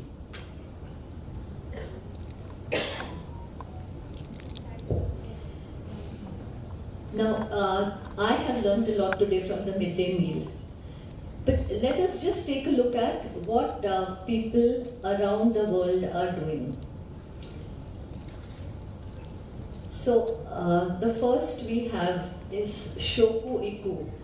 And I'm very happy to share with you that last year, Pawan sir himself went to Japan and he witnessed Shoku Iku. It is a school nutrition and food and nutrition education. Shoku Iku means food and nutrition education program.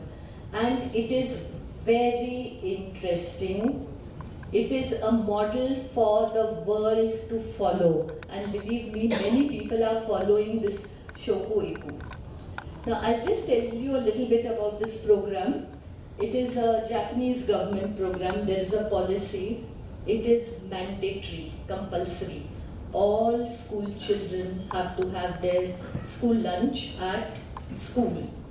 It is not free. It is heavily subsidized. But they have to pay something nominal because they need to value what they are getting. Okay?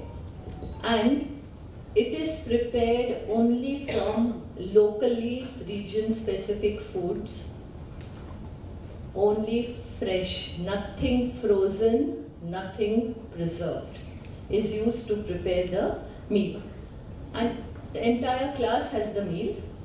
Before the class, in the school assembly, a broadcast is made and children are told, okay, you're going to be served maybe some seaweed preparation, maybe some vegetable, all the nutrients are there.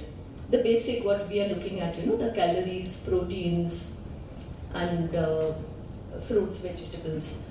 So it is shared in the assembly that today this is what we are cooking and it's going to provide you with this.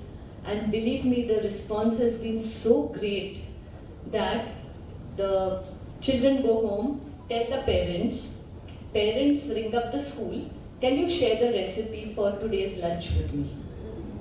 Okay, that is what we call a successful program. Children enjoy eating it, they do a lot of work, they serve each other, they clean up after the program, and the program has been evaluated. This was enacted in 2005. Before that also they had something, but since 2005 this program is running very successfully. And it is a universal role model for all other countries. Then we have many international agencies who are working for the Nutrition Friendly Schools Initiative. Basically, the World Health Organization. And if you see, in all these programs, the school nutrition policy is in place. So that is, if you really want something to be successful, it has to be at the policy level. And everywhere you will see that there is education regarding nutrition and health. Another very interesting program is called Table for Two. So this is a non-profit organization and it started in Japan only, but it has spread and expanded to 14 countries. Now you can read the names of the countries. Okay? They have many activities depending on what the country needs. But the most popular is the meal sharing program. So they work with organizations, different restaurants and others who produce food. And for every TFT, Table for Two meal, which is sold, 25 cents goes to feed another child. Right, it's got stuck.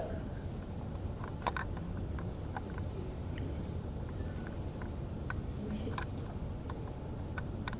Thank you.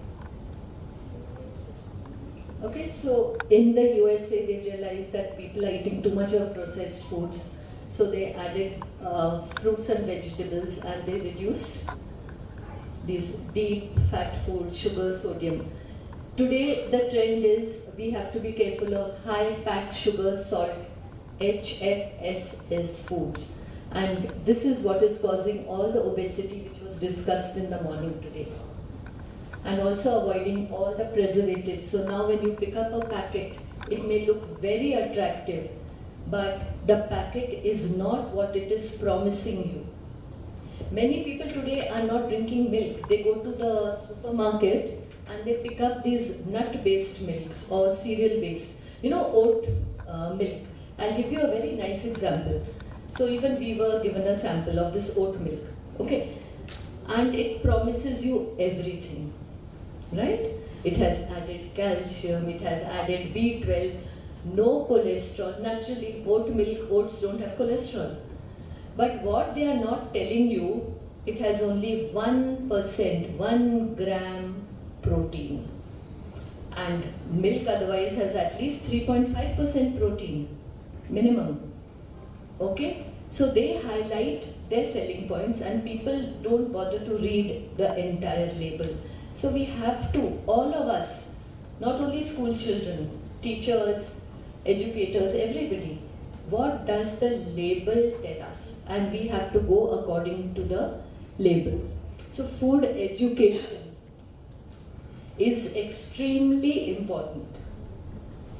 Then UNESCO and many other partner organizations have the School Health and Nutrition Initiative, and they keep researching on how these nutrition programs are progressing worldwide, and the finding is the same. Nutrition, education, food literacy in a form which children can understand will help and get us better results. Because okay, lovely programs are going on, but they are not holistic. We need a holistic program. Thank you.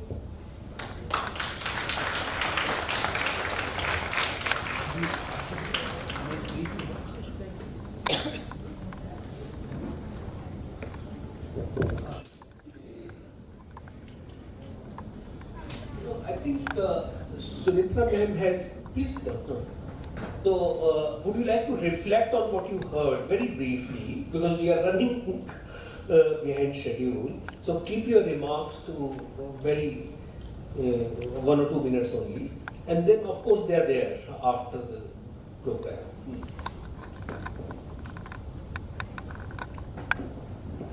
Maybe touch upon whether what you heard is relevant for Andhra Pradesh, not relevant for Andhra Pradesh. Do you feel excited about it? Is there a need for something like this here? So, highly esteemed and introduced, charismatic learned heads and enlightening delegates from Food Future Foundation and dear little ones. A very warm good afternoon all. The presentations were superbly delicious and they did generate a positive appetite for self-reflection and commitment to create a value chain to bring in behavioral shifts for food literacy mindset and sustainability. So I'm really excited because our children, like 73 lakh children, will be the game changers and they're being involved in transformation of Andhra Pradesh to food literate Andhra Pradesh. So I'm really excited and take pride to be a part of that journey, sir. So dear Pawan sir, your erudition, commitment and tutelage with respect to Eat Right India has won accolades and you are enwrapped with a number of accolades. So we, under your iconic guidance, this transformation would be phenomenal. So as far as this presentation is concerned, I have some concerns. Sumitra ma'am, your presentation is really awesome. So I just felt as if I were in a biology class. Here, so some themes you have expressed, some 6 themes have been presented here. As in our Andhra context, right from grade 3 to grade 10, we do have concepts with respect to nutritional and health concepts. So, but they're not they are not covered as a food literacy components, but we do have many components. So my query is, so will this component, will the book is given separate book for the kids? The themes you mentioned, 6 themes have been mentioned. So do all the classes cover all the themes in the scaffolded content? And so if this book is given separate, there would be a repetition of the content because many of the topics are there. Yeah, just one. So, no, I think I understand your point. And the purpose of this workshop is basically to understand what is existing in your curriculum.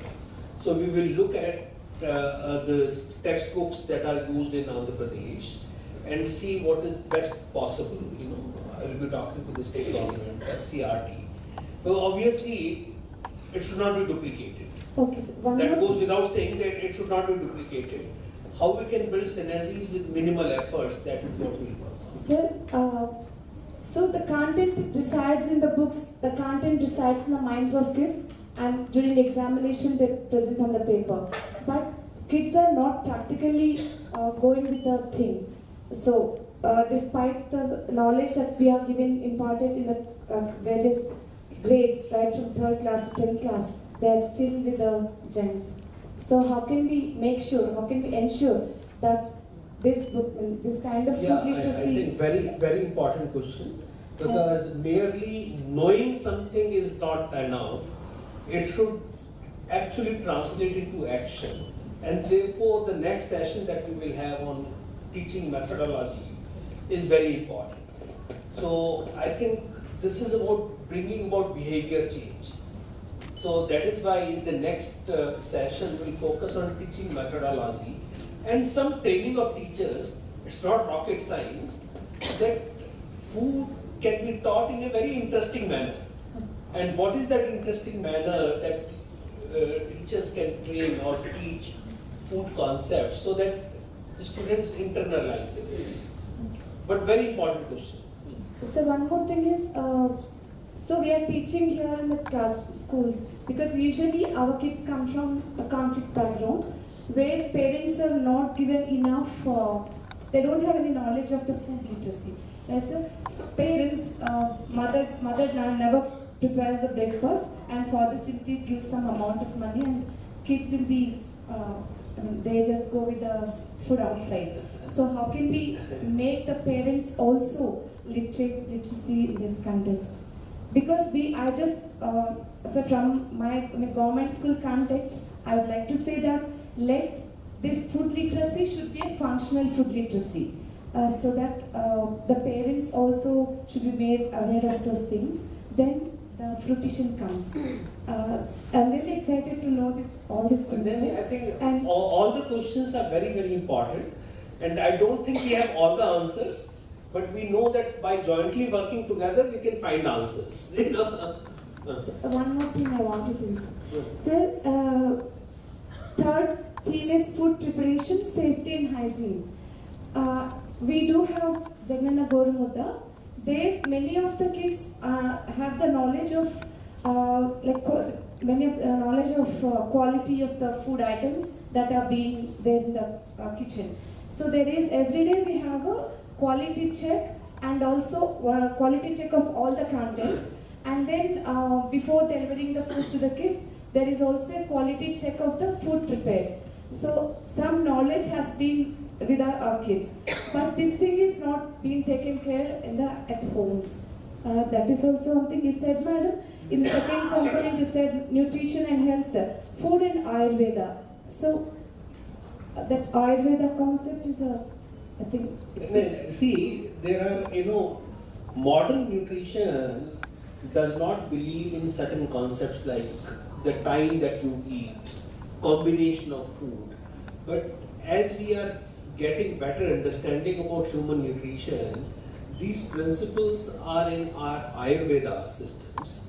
And we are picking up those simple ideas and introducing them through this curriculum so that we benefit from current advances in modern nutrition, but also leverage ancient knowledge in terms of principles that are there for personalized nutrition. But I'm very happy that we have gone so much into depth of understanding what has been presented. This is remarkable. So one more thing I want to share. So healthy habits and lifestyle is another topic that you have mentioned now. So we have a physical literacy books. So where that yoga, meditation, healthy habits are being taught to our kids by our physical directors. So each school, each high school has a physical directors.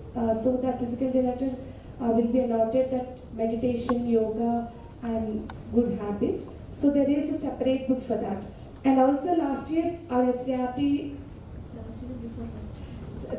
last year we have a school wellness program where some modules have been distributed to schools.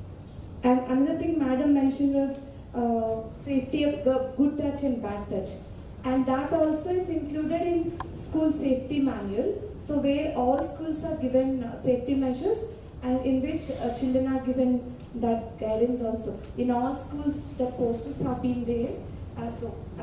This is how the things are being there in Andhra, sir. So I hope this food literacy program will be grand success and all our government school kids will be functional food literates. Thanks a lot, ma'am. Thanks so much.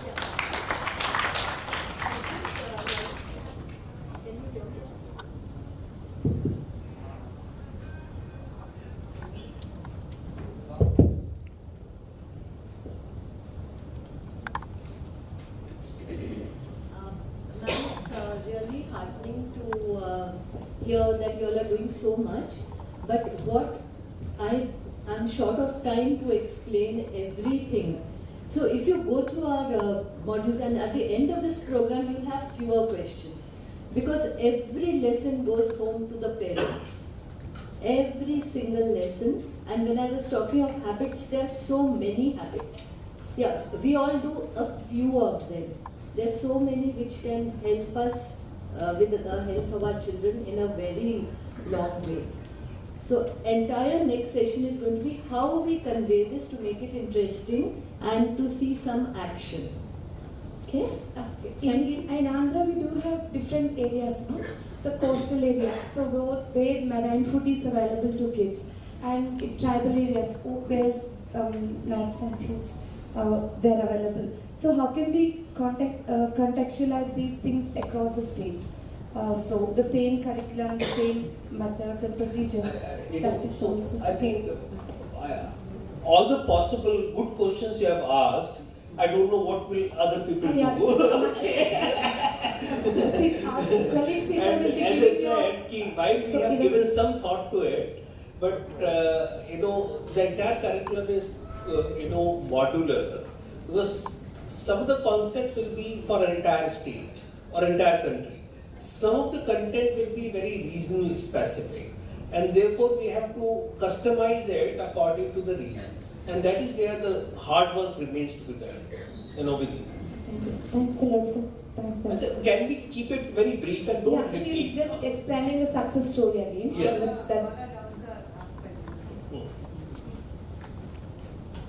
Respected dignitaries. Can we cut down these introductions? Okay, Shobika is your director. MDM is looking at me. She said 1 o'clock. Let's stop. We are running one session behind schedule. Thank you, ma'am, for this good starter. We had the starter and we are eagerly waiting for the delicious dinner you are going to serve us in the next program and everything, the coming outcomes of your most fruitful program. So thank you, sir, for everything. Now I want to grab this opportunity to share an experience from our schools.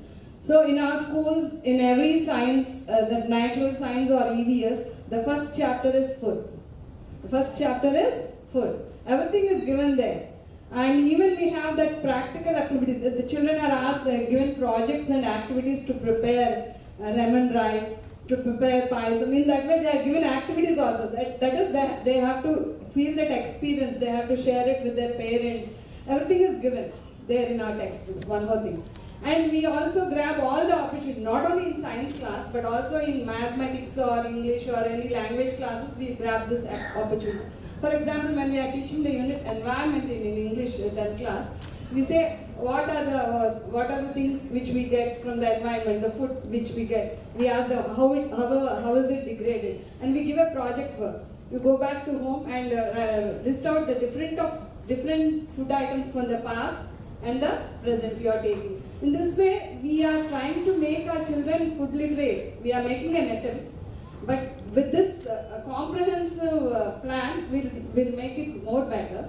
And with your permission, recently we have conducted a program in Krishna district under the guidance of our Honorable Collector Sir and DUO Ma'am, that is Say No to Anemia. In this race, Krishna should stand first. For that, what we did, without any cost, using the regional resources and the resources available, we made it a grand success, ma'am. I'm proud to express this before the honorable dignitaries here. What is that? Our collectors formed a committee at district level and said that within 3 months, I want a change regarding that anemia, that is, hemoglobin levels should increase among our children. So we took the benchmark dates were 30th September and 31st December. So we took the help of all the line departments, that is health department and Anganwadis and women and welfare departments. We conducted a convergence meeting, and there blood tests were conducted for all the children in government schools. Later, we conducted meetings at mandal level to all the one nodal teacher from one school. There we enlightened them about the importance of iron, calcium, and importance of C vitamin for absorbing iron. And we also introduced the local low-cost foods. We enlightened them at school level. They went and they conducted a meeting with parents and students and all the 9 departments. And we were continuously monitoring in WhatsApp. And a slogan we have given, a Goa a day makes you good. So in that way, we have made some slogans. We have enlightened the parents, students, and finally, after 31st, when the blood tests were conducted, the severe cases decreased from 3% to 1%. And moderate cases from 51 to 9, and mild cases from 69 to 16. It was a great success, ma'am. So I want to grab this opportunity to share our experience. So all my doubts were asked by my colleagues. No, I think this is fantastic. A lot of excellent work being done. I think we need to learn more than what we can give you from Andhra Pradesh. So we made our children realize that food is essential. What we eat is essential. But how to eat smart is that we made our children think about it. And then next thing is that we enlightened them on that your future depends on the food you take now. That we enlightened there. So finally I want to say I make my children also think before you taste. Thank you. Thank you very much. Really fantastic. Yes, please. Go. Keep it brief, huh? Good afternoon, all. Thank you for giving the opportunity. I'm coming from Select the School. I don't know about food literacy, but I learned this period presentation. Ma'am, Sumitra ma'am presentation very So nice. we now all understand Telugu, so you can speak in Telugu. Yeah. అయితే నాకైతే తెలియదు sir ఈ food literacy గురించి మేము కూడా follow అవుతాం మా స్కూల్లో కూడా. అయితే అంటే every week 5 days protein foods గురించి డెమోస్ ఉంది sir. Every week Please continue. We follow 5 days sir.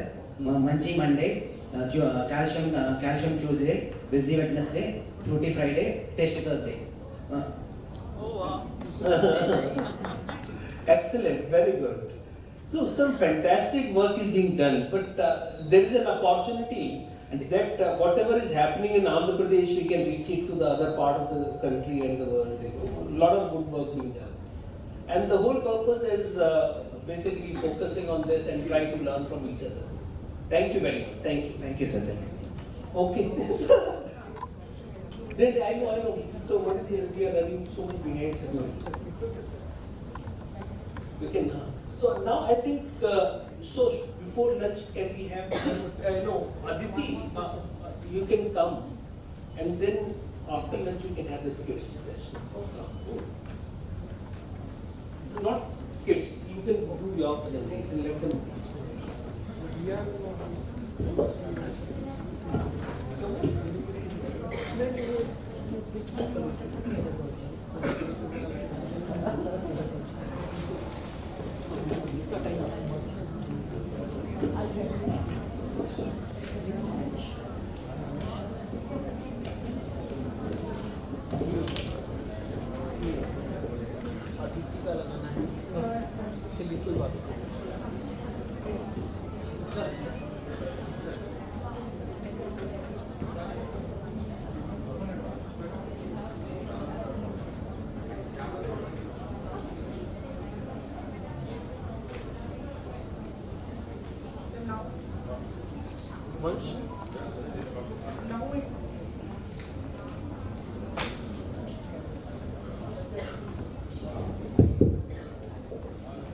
Now we move on to the next session, which is on pedagogy and assessment, for which from our school education we are having Sister Jayamma, Mr. Sudhakar and Miss Sharda Devi with us. And over to you, Miss Aditi, for the session.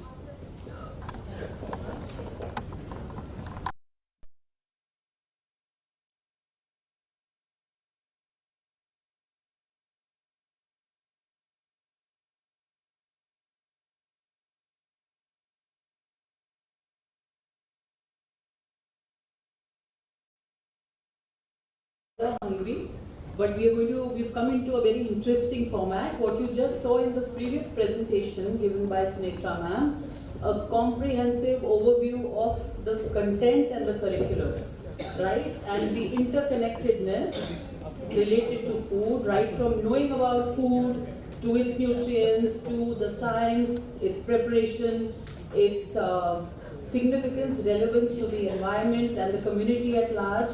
What I'm going to now present is going to be more about how we can translate this wealth of knowledge into dynamic and engaging lessons. But before getting into that, I was thinking, many teachers are sitting here, I'm sure you experience children with different learning capacities.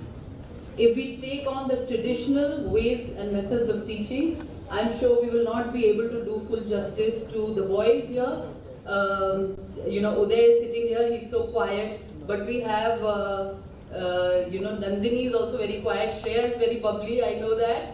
And only one girl, I think she is, I forget her name, she made me remember her name on the way, Rabi, am I right? So she's the one who's very interactive. So we have to have innovative pedagogies for these children who are coming with different learning capacities. And what you also saw was a standard lesson template where we are seemingly incorporating the entire pedagogical elements. So let me give you, because the children are here, let me give you a feel of how we can make the lessons very interesting. We all know that exercising is very important, but have you ever opened a class or attended a class where you have to exercise your brain? If you haven't, everybody show me your hands. I'm going to come here. Everyone, hands up here.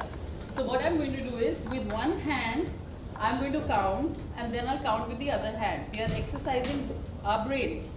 So with one hand, we're going to do the counting, the other hand will point. Okay? Ready? And I'm watching all of you. Share you also. Okay, so I'm going to count 1, 2, 3, 4, 5. I could see both fingers up. Let's do it again. 1, 2, 3, 4, 5. Okay? Again, let's do something else. So what I do is, this is J, the alphabet J. The thumb is attached to the food pipe, and this is attached to the small intestines, and this is the stomach bag. So the stomach bag says stop, and then again stop, again stop, again follow. Okay, so this is about brain gym exercises. And food, if we know it, we can make it so interesting, because teachers, you don't have to do much. You can just carry a fruit basket or a vegetable basket to the class and start talking about food there. Or you can have engaging conversations about food. You can also carry your masala box. You can carry your spice box. It can be kept as simple as that. So that is pedagogy. You're just taking whatever is there in the kitchen to the classroom. Okay, one more exercise. I want, oh, the boys have only disappeared. I wanted both, Uday and Dhruv. Uday, are you sitting here? Okay, stand up. Uday, I'm going to play a sound, and let me see if you are well versed or acquainted with the typical sounds in the kitchen. Ready? So I have it up on my phone. Let me just play it.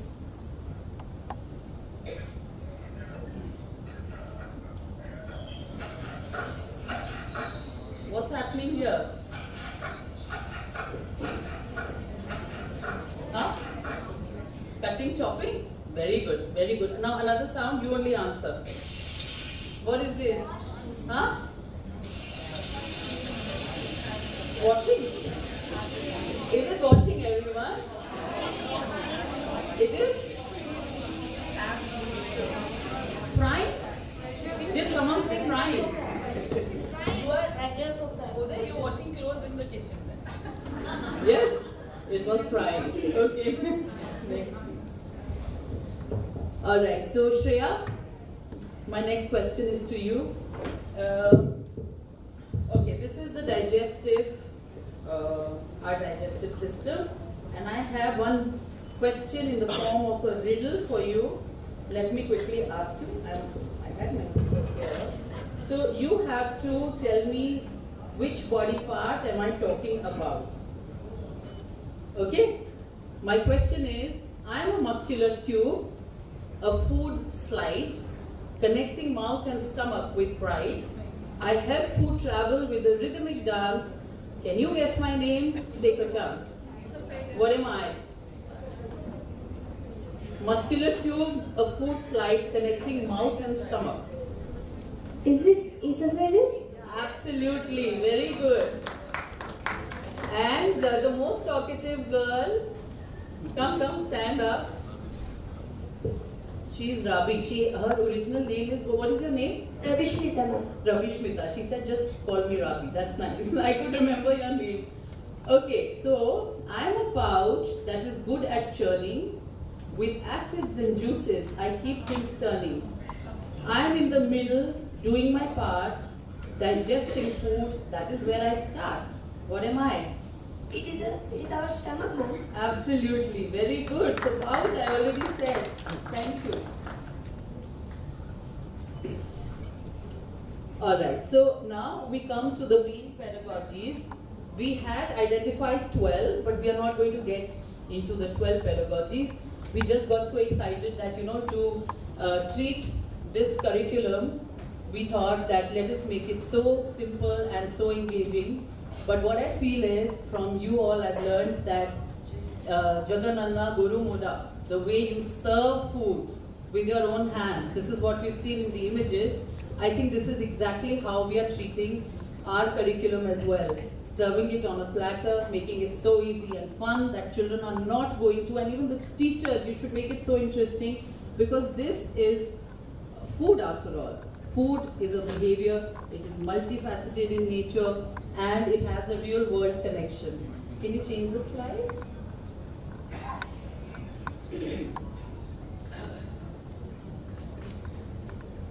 Okay, so food has a real world relevance. It has a cultural and contextual approach. So we are putting in, there's a big theme on culture, food and culture.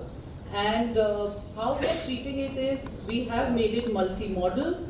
which means that we are engaging multiple senses. I'll skip and go right into the pedagogies. So storytelling, we all know that storytelling is so amazing. It connects the audience, it connects everybody. And we are also adding puppetry to it.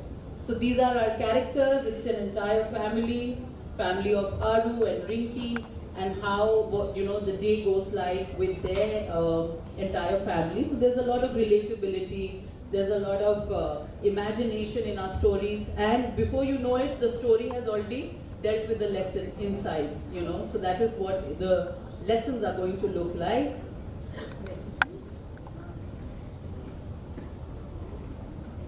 We have also added puppetry. Now puppetry engages the senses, multi-level senses. Before that, I'll just show you what you saw was a stage show showcased by the students themselves of a school where they portrayed the themes of food literacy. So where we are talking about nutrition and health, that stage became Poshan. Where we are talking about nutrition science, it was portrayed by a set of 3 students depicting 3 stages as Annapurna. So it was very interesting, again a story format. Next please.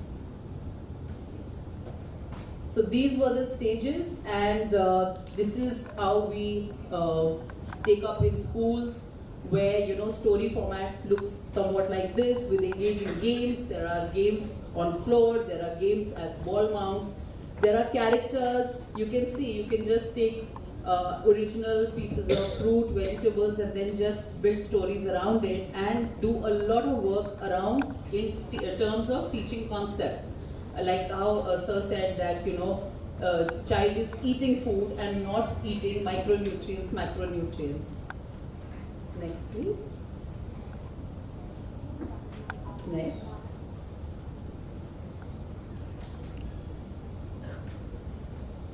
So puppet show is very, very creative, and the children themselves can become life-size, vegetable or food items, and it is very interesting, a play like that.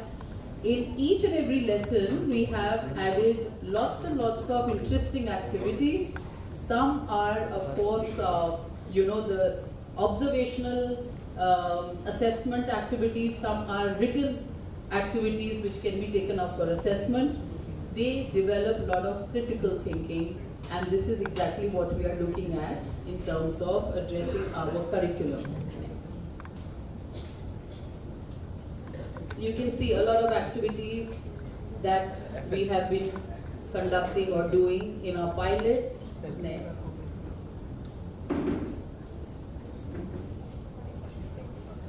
Next.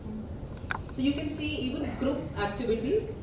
And along with that, there are many at-home assignments. As Sunetra ma'am mentioned, that all the lessons are going home to the parents, and we have a lot of involvement, with the parents, which is so important. And the child is also independently thinking at home and not treating it as a subject which is there all together along with the peers. Next. So you see a lot of activities are taking place along with the parents. Next. This part is very, very important. I don't know whether you have a small little kitchen garden in this school. Yes, you do have? Yes. What are you growing in there? Aloe vera. Okay, what else? Oh wow, tomatoes. And have you ever tried growing microgreens? Okay, you can see a lot of outdoor activities, play, physical activity going on. Next, this I'm sure it is part of your school curriculum. So this is where in the corner at the bottom you see how children have grown microgreens. This can be done even with the seeds, any seeds at home. You can even try methi dana, fenugreek, you can try any other seeds. Next. Game-based learning is where we have an expert with me, Vansh, who has developed games. And I just want to show you a game that we developed with the students of a school in Delhi. and it was developed by 2,500 students. We developed together on millets. So that was one millet board game, collaboratively developed, and that was the time when children from Gurugram, ultra novel, city, and in Delhi NCR, where children were not well versed in millets, and they didn't even acquire the taste for millet. How they themselves played, developed a board game, and became, the acceptance for millets came up. So just go on to the next slide. Here is where you see there is the millet board game that was developed. You can actually assign it to the children to develop some board games on, contextually, whichever chapter or whichever lesson you are going through. And you will be surprised to see how creative these children are. They take snake and ladder and develop something. They take Ludo and develop a food game out of it. Right now, the children there are developing food chess, which is so interesting. So I'm going to now invite Vansh to join me here and take this forward. Just a little clip snippet of how we were developing the board game.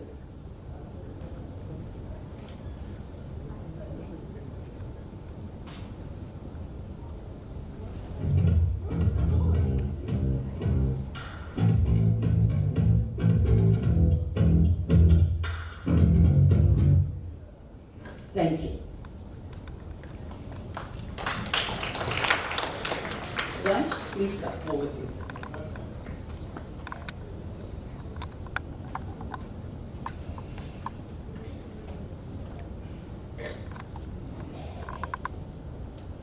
Hello, good afternoon everyone. My name is Vansh Kumar Singh. I am from New Delhi and currently I am pursuing my Masters in Design from IIT Delhi. And I'm an industrial designer by practice, but I have just been introduced to the wonderful wonderful world of gaming. So I will just begin by talking about technology for a moment. So when we say the word technology, usually things like our mobile phones or machines or things that we associate with being labeled as high tech, or something that is like as new age and fresh as like virtual reality headsets which can transport you into another dimension or a new world of its own. But do we consider things like this as technology, as something as simple as a lota? And this is a utensil that is there present in like all the states of the country perhaps. And why would we consider this as a technology, and why don't we see this as a technology? So the design of the lota, it's not really as simple as it looks like. So what the design has considered is what's the size and strength of the hands that will be handling the lota. What's the balance when you're pouring any kind of liquid out of it. You can even transport hot liquids inside the lota and still be able to hold it comfortably. When I increase the size of the lota to a larger form, I can convert it into a matka, and that matka can be easily grabbed on my hip and I can travel with it, carrying water from my well or wherever. So you can see that something as simple as this, it really tells you about what Indian design and technology means. And this is something that is something very deep rooted in our culture, and this knowledge has been with us since time immemorial. So when we look at the definition of technology, it's the application of scientific knowledge for practical purposes. That means we also have to understand what science means. Science is basically me looking at the world and trying to understand it. For example, if I take a very small example, like you might have seen 1 or 2 year old children eating mud or mitti, like they will just take it and they will eat it. So that is actually a scientific process in the sense that they are interacting with the world around them and they are trying to make sense out of this, as in what is this? They will look at it, they will probably see if it makes a sound, they will eat it.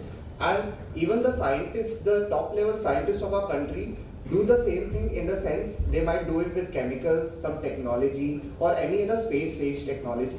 So the process remains the same.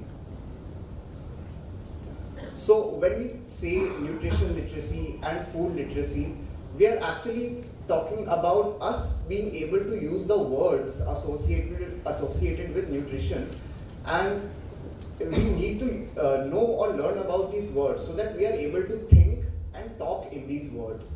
So that means in order to be nutritionally literate, we need to have a nutritional vocabulary first.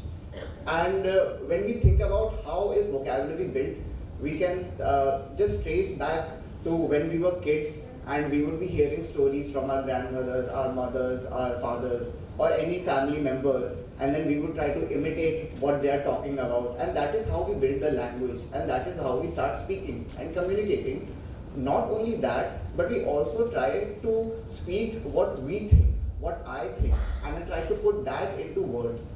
Similarly, this has to be done with nutrition as well, so that I can think in nutrition terms and I can make decisions on my own. So, like I said, literacy is also based on storytelling, and games are a very good way of storytelling or carrying narratives at least. So, for example, I have designed some games as a part of my thesis. So, in this game, it will be like you can take 6 players. 5 of the players will be the senses of the body, and 1 player will have to guess a food. Now there will be a placard, and the food's name and the image will be hidden from this 1 player, and the other players will give them clues as to what the food is. So, like for example, when I had tested this with some children, the food that the children decided for the player to guess was an egg. So when the child, they had to tell the player the taste of the egg, she couldn't think of anything. So she said, it is tasteless. When she was thinking about the smell of the egg, she thought like, okay, I haven't really paid attention to what an egg smells like, but I do know that some people like it and some people don't. So even though she could not describe the smell of an egg, she could say some people like it, some people don't. And when you get facts like this, it really makes you think about food in a different light. And you start doing this from a young age, it really helps build you a vocabulary in the sense that you are also getting to know what others are thinking of the same food in the society. Similarly, I had just created this another game, and this is directly based on the midday meal that is provided in Andhra Pradesh. So you might be getting menus for Monday, Tuesday, Wednesday, like fixed menus. But in this game, you have the choice to probably make your own menu. Maybe you can combine dishes together and create a diverse plate. And the more diverse plate that you make, the more points you get, and then you win. So I had created another game in my last semester, and this is a fairly larger format game. So what happens is that the player is a red blood cell in the body, and their task is to deliver nutrients as they are coming into the body to the specific organs.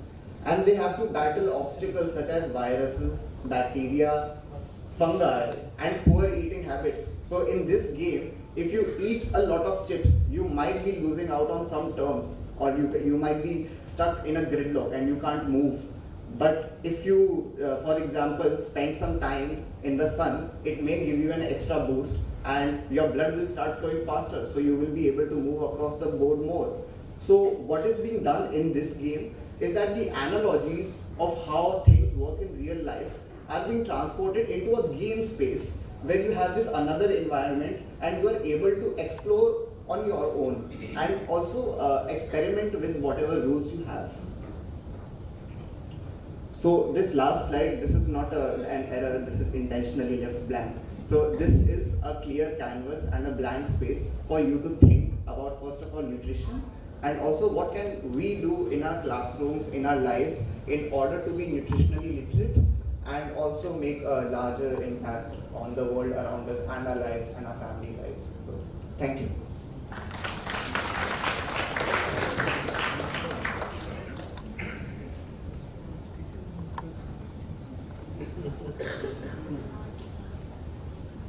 So, I'm sure that you found it interesting, but you know, now I know a lot more interesting things are happening in Andhra Pradesh itself, you know. So maybe any quick reflections on the presentation so far? I am very happy about this presentation, sir, and it is very interesting and thought-provoking. And I want to say about this outdoor activities and school gardens that we do in our Andhra Pradesh. In each school, we have school gardens where we grow green leaves and some vegetables like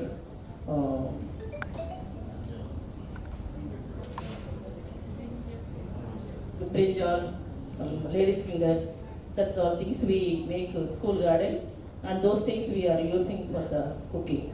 And also at home, we have terrace gardens, like parents also take interest to grow the plant, these vegetables, different vegetables on the terrace using this without any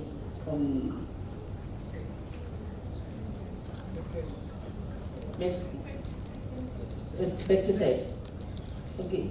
And about this storytelling, this the classrooms, this is really interesting, and we do also do these activities in the classroom, making children in groups, asking them to enact them, or like giving some old newspapers and make them to prepare one shape, different vegetables or fruits like that.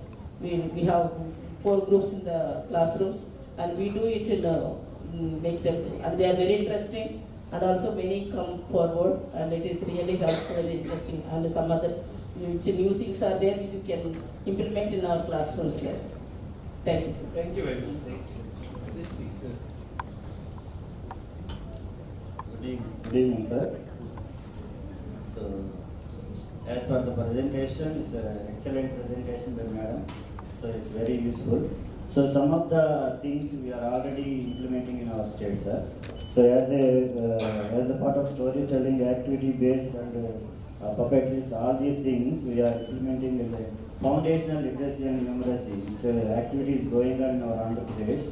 So, KRPs are trained. So, the next level we are teaching teachers. So, next academic year completely coming to the students. So, it is already slowly going activity. So, it's very useful for our children also. For psychologically or physically also, it's very useful activity. So, as per things.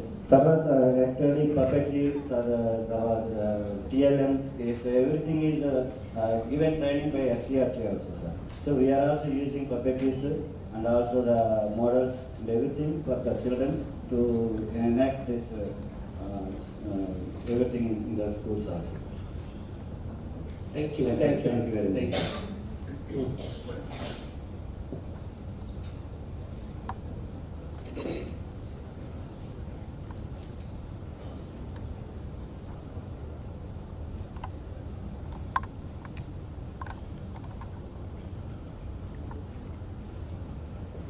Good afternoon, sir. I'm from Nedla High School.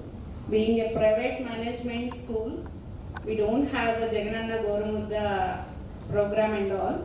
But after coming over here only, I came to know about all the menu. Really, the students of government schools are fortunate. Fortunate. Actually, sir, 1 to 5 classes, children are able to follow the parents. Whatever they will give, they take.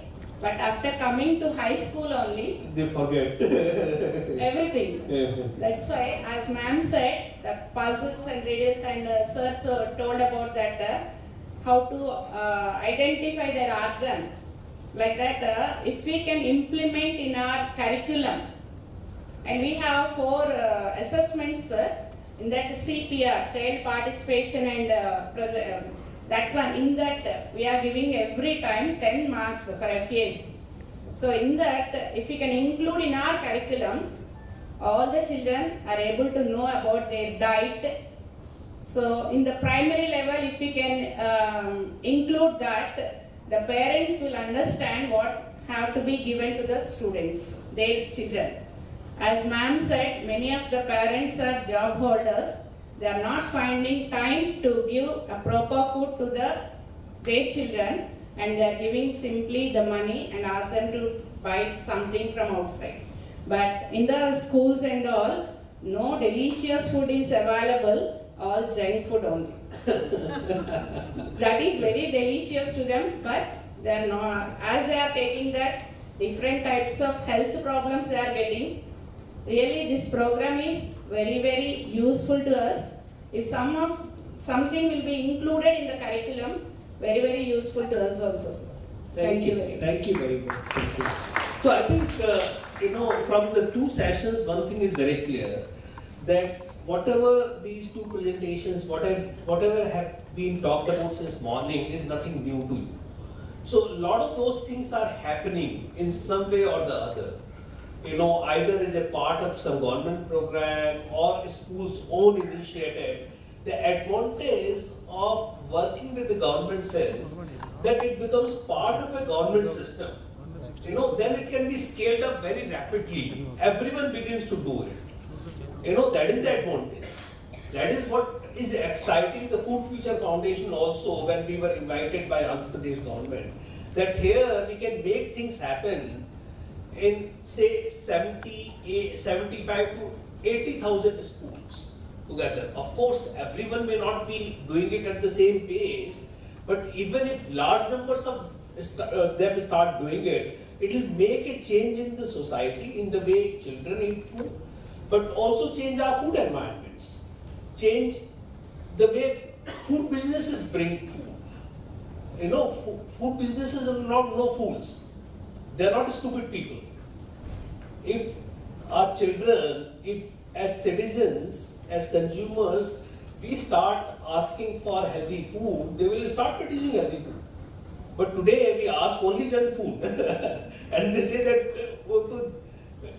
healthy food में तो business ही नहीं है. There is no business in healthy food. So let me produce junk food, and I am not concerned about health of the people.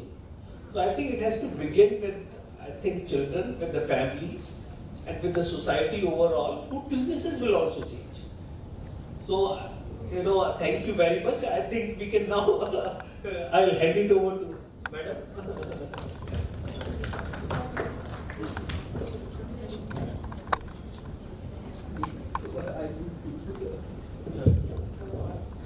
Thank you for the wonderful panel discussion. And now we'll have a quick 15-minute session with our kids, and then we'll break for lunch. So I call upon Darsh, Nandini, Bhuma Devara, Ravi, Shreya and Uday. Over to you, Aditi ma'am, to handle the session.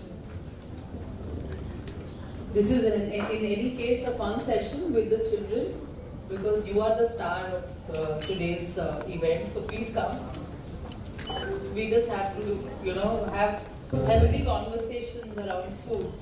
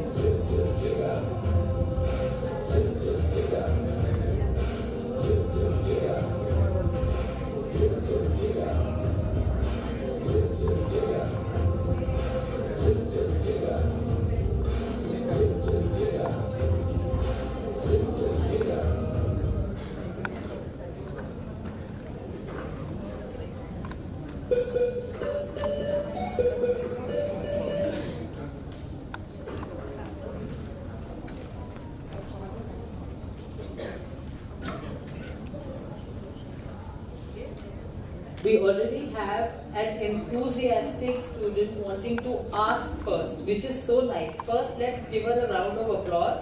She's been so active and so alert. So you want to ask this question to Sunetra ma'am? You'll have to answer her question. Okay? A very pleasant good morning to everyone.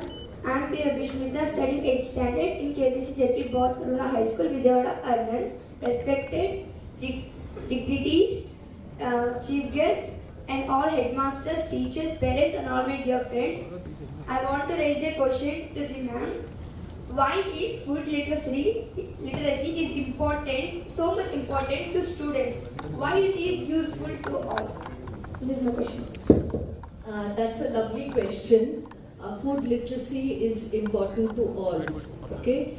Because when I'm saying don't drink fruit juice, you should know why you are not supposed to have fruit juice. Then if you don't have fruit juice, what should you have instead of fruit juice? How is that going to help you?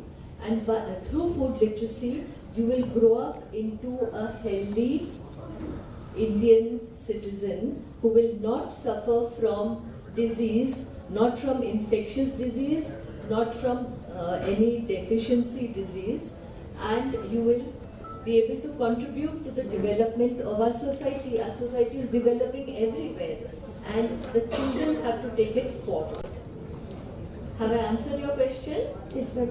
I have another question also. Sure, lovely. You can see the above the logo of COFT, there was a colorful butterfly. What does the symbol symbolize to? What it means? Okay, I think I would be able to answer your question, but we have sir over here.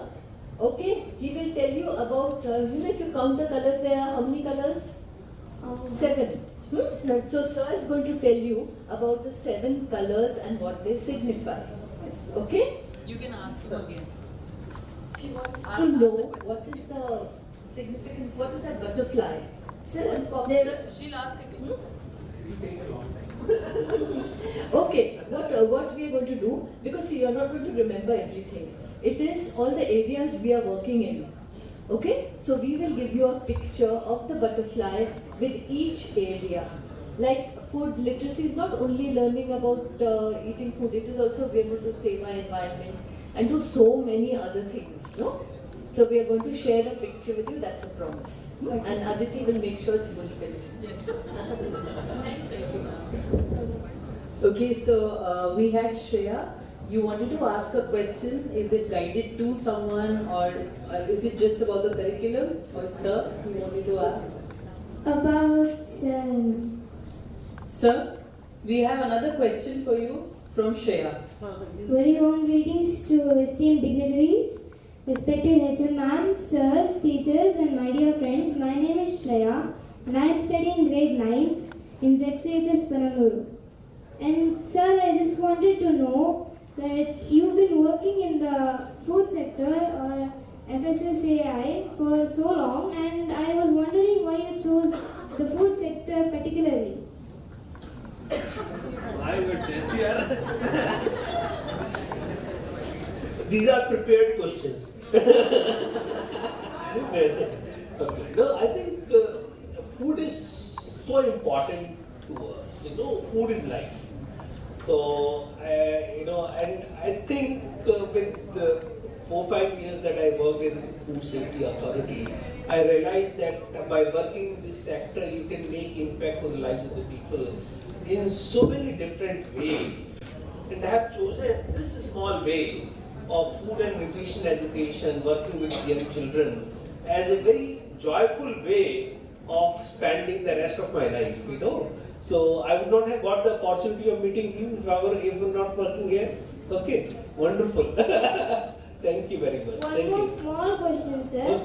There is a small C in a bracket in the middle of the transformation beside the COFTI, under the COFTI logo. Why is the C in the middle of the word? You are very observant. You notice it now? I noticed it the first time I was looking at it. I was wondering, why is the C in the middle? Does anyone know why C is there? Because what is transformation? Transformation is you bring about transformation by acting on something. Okay, so the word action, A is to show that there is action here. So COFTI is about action. COFTI is not about just thinking about. Can change happen without action? For change, some action has to be there. Otherwise, you can keep on thinking of a lot of things. You can think every day in the morning that tomorrow I will start eating healthy food. But unless you start eating healthy food, you have not started acting on it, it will not work for you. That is why your teachers were saying that mere knowledge is not enough. Merely knowing about things is not enough. You have to start acting on it. Okay, but fantastic, you know. Thank you, sir. Thank you. So they are not prepared questions at all. At all. They are very curious minds. Oh, which you have. Okay, so now my question is, Uday, you would like to answer, or Nandini has been very quiet? Yeah, Nandini, over to you. Okay. So you have been learning your ABCs and numerical numbers since preparatory classes, and then you got down to studying science. Do you think you would want an additional subject, I would say, or just integrated subject on food? Do you think you would like to know more about food, and why? Yes, ma'am. I would like to answer this question. As you said that as we came to Food Future Foundation, we got to know about food literacy, and we literally want to join the topic and we want to learn the future. Because there is important to know the children what is food, what is the proper way to take the food, and the importance of food. So I literally want this topic. I hope no more added burden on you. You were saying you are now in 10th. Would you like to know more about food? Can it, more information can change your behavior, how you choose food wisely? Firstly, good morning, one and all present here. My name is Darsh, studying from Shamrock International School. So when they speak about adding a specific subject of food, nutrition or something, it might be an extra thing to study, but I believe more than what we study in schools, physics, chemistry, social history and all, this food, nutrition is far more important than what we usually study. Excellent. So I believe having this is a necessity, but I don't know about writing the examination. But if you don't have to write an examination, it is fine. Yeah. As long as we implement it in our lives, I don't see why we have to write the exam.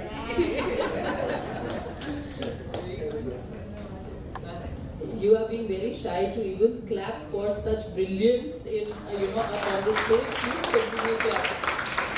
Okay, so the next question is, think out of the box. So we can have you to answer. If you were to develop any one taste, okay, you're a chef, you wanted to develop any one new taste or new product, can you think of something? Good morning, good afternoon everyone. If I would want to think of a new taste, I would like to make something that's sweet but it is low on fat. Okay, sweet but low on fat. Low on fat. Okay.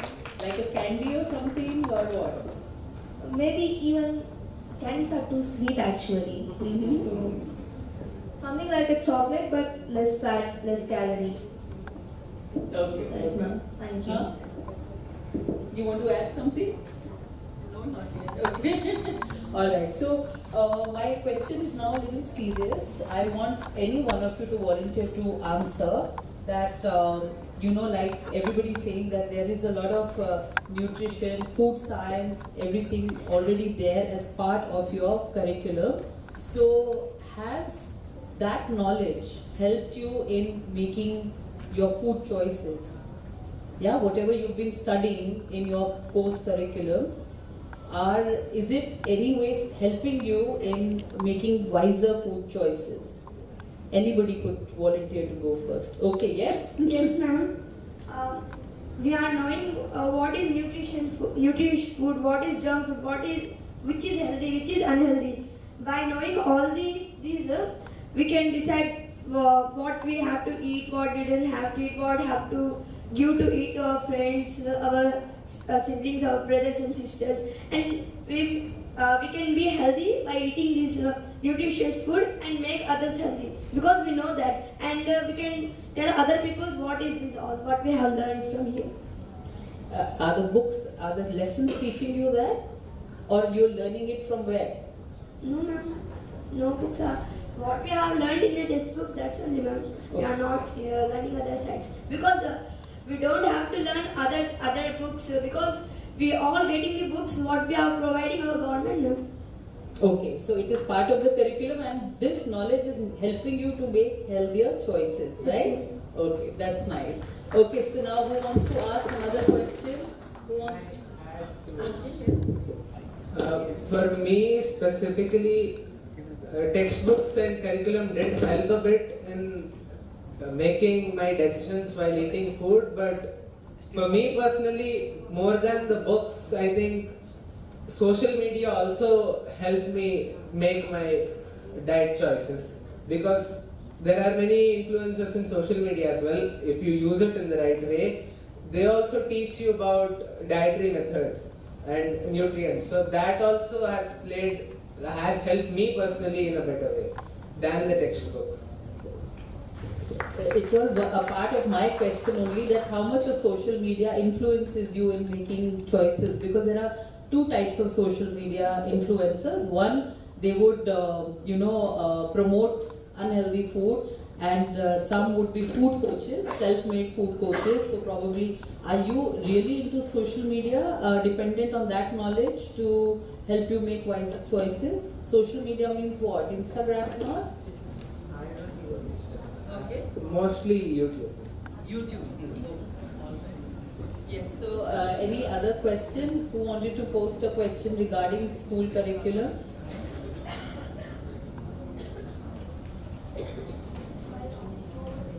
Okay, please take the mic. From coming to this place, I am very happy and I am very feeling proud to come here first time. I saw all the things presented by so many officials, so many chief guests and others also. By seeing this, I make some slogans. I want to tell all the slogans. If we eat the outside food or junk food, it spoils and makes us unhealthy. But if we eat nutritious foods made in our house, it makes us healthy. Very good. And my second slogan is that education without a proper nutrition is like a bird without wings. Nutritious food provides that wings to children to fly. Very good. I think on this note we can end the question and answers, because you've left us so happy with the slogans that you've made already. These two slogans I made. Very, very good. Thank you. Thank you so much. Thanks to all the kids who have made the session really meaningful. So we are steering the workshop in right ways, what we feel after this session. And we'll break here for lunch, and we'll assemble sharp at 2:40 for our next session. 40 minutes break, it's 2 o'clock now. Lunch is arranged in the same place where morning refreshments were held. Thank you.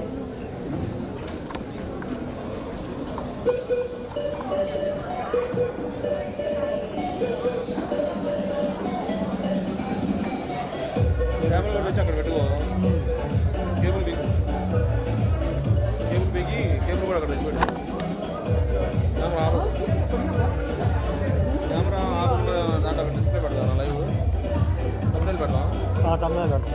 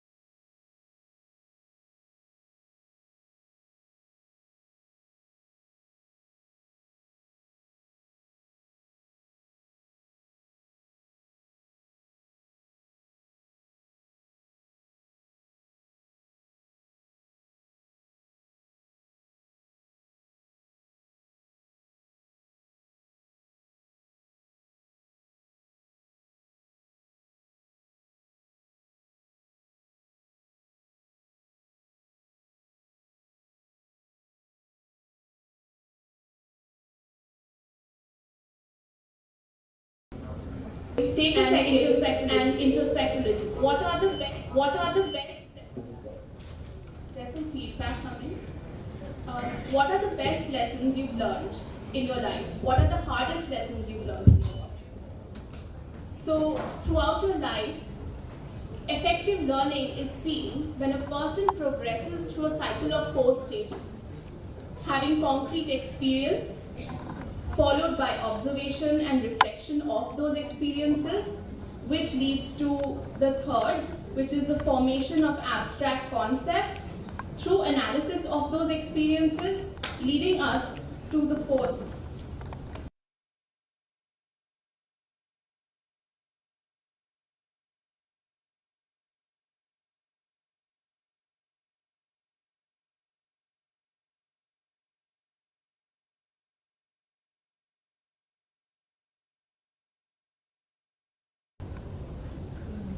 Another important thing to consider, something I'm sure all the teachers in this room must have experienced when working with children, is that different people learn differently. And this is usually a combination of how we approach the lesson, or our emotional response to the lesson, or how even the children think and feel about the lesson. Now, the teacher training program we are introducing has been created keeping all this in mind. It aims to build a foundation that then allows teachers not just to learn in a manner that is conducive to them and their individual learning needs, but to also replicate that and build on that to fully utilize the holistic learning approaches in class. The teacher training program has been specially designed to ensure proper curriculum delivery of the food literacy program over and above the detailed lesson plan. Anyone looking to teach a child must have at least 4 times the knowledge they're looking to impart. And the training program ensures that these teachers who are working with these children become fully equipped.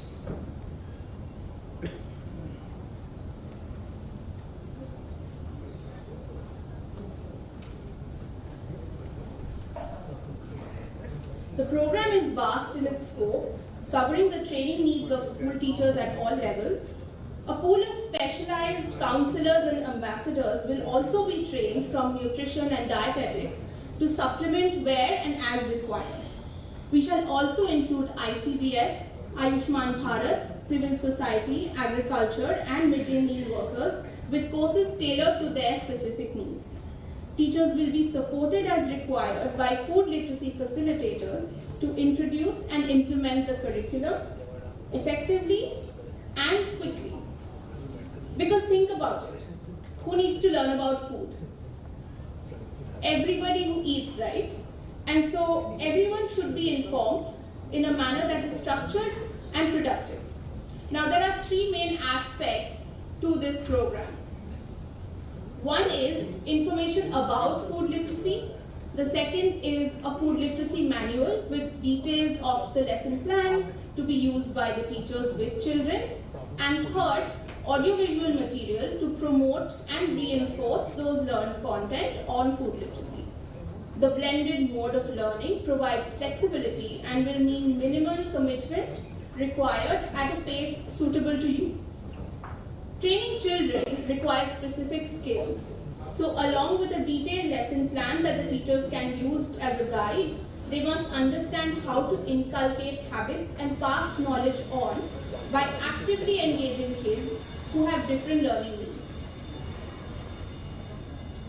So with that in mind, the learning objectives of this program are on the screen: to equip educators with knowledge to shape informed consumers, to prioritize preventive health care through sustainable dietary practices, and to understand the lasting impact of current food choices and lifestyle on the future. Now the program has 3 levels. A certificate program with 30 hours for teachers working with students from nursery to class 2, an advanced certificate program which requires an additional 30 hours for teachers working with students from class 3 to 5, and a diploma program with an extra immersive 60 hours for teachers of students from class 6 to 8.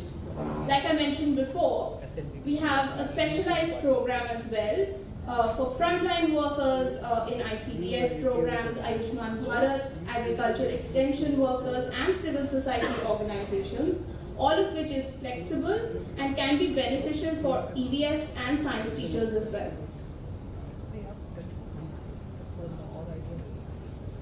There are 3 main modules for each program: food, culture and habits, which covers the themes food around me, food, culture and choices, and food habits and lifestyle. The second is food preparation, food safety and hygiene. And the third is food and our planet, along with environment sustainability and climate action. Now, although we have more modules, as has been mentioned before in previous sessions, all of it has been integrated and as part of the existing government initiative teacher training programs that are already existing within the Andhra Pradesh government schemes. So all you will need to do is give a few hours weekly to get acquainted with the program and then certified.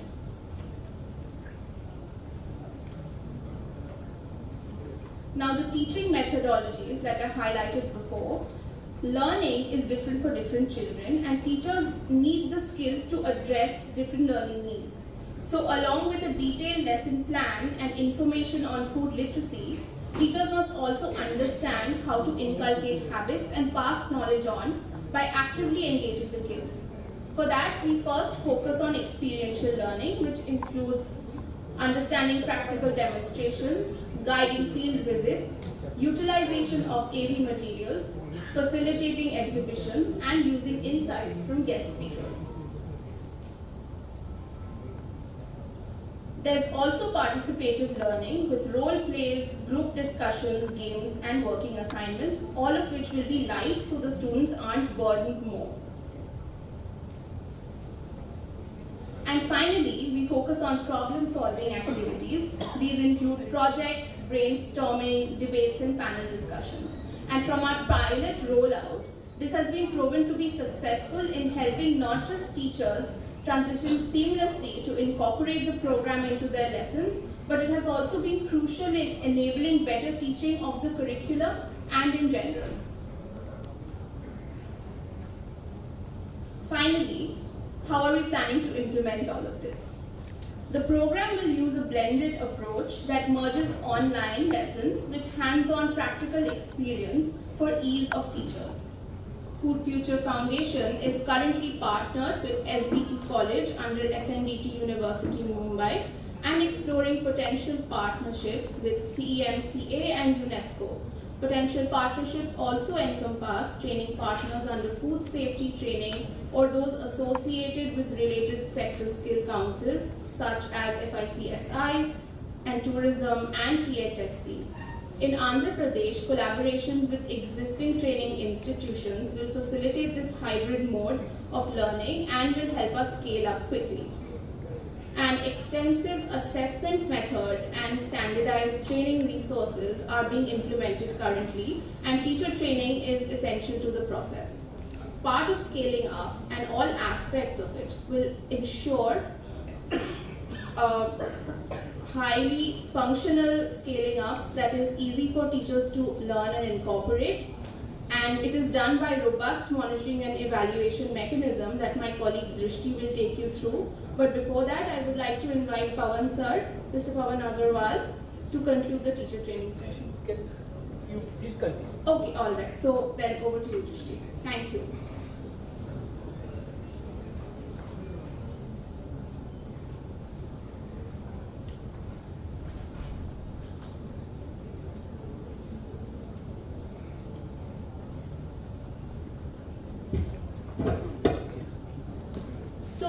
As we have been discussing since morning, as important it is like the content of the whole food literacy curriculum as is the monitoring and evaluation of it.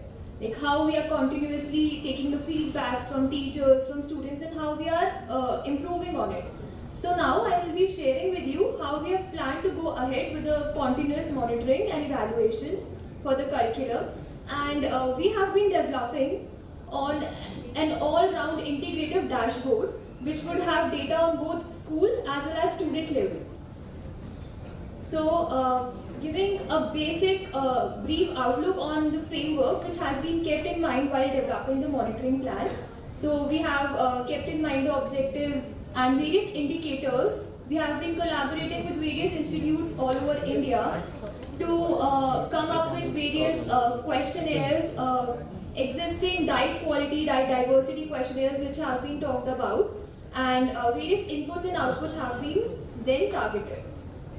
The monitoring and evaluation of the life skills and food literacy program would be conducted through a specially developed dashboard, as I mentioned, and following would be the indicators that would be included. So the first would be the process indicators, which will measure the number of sessions conducted per class and school, the percentage of students attending these sessions, the proportion of teachers who received the training, and the number of food coaches trained.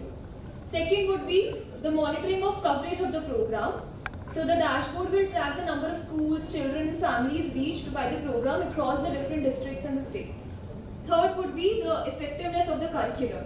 So this will be evaluated through pre and post assessments of knowledge, attitudes and practices of child and parents.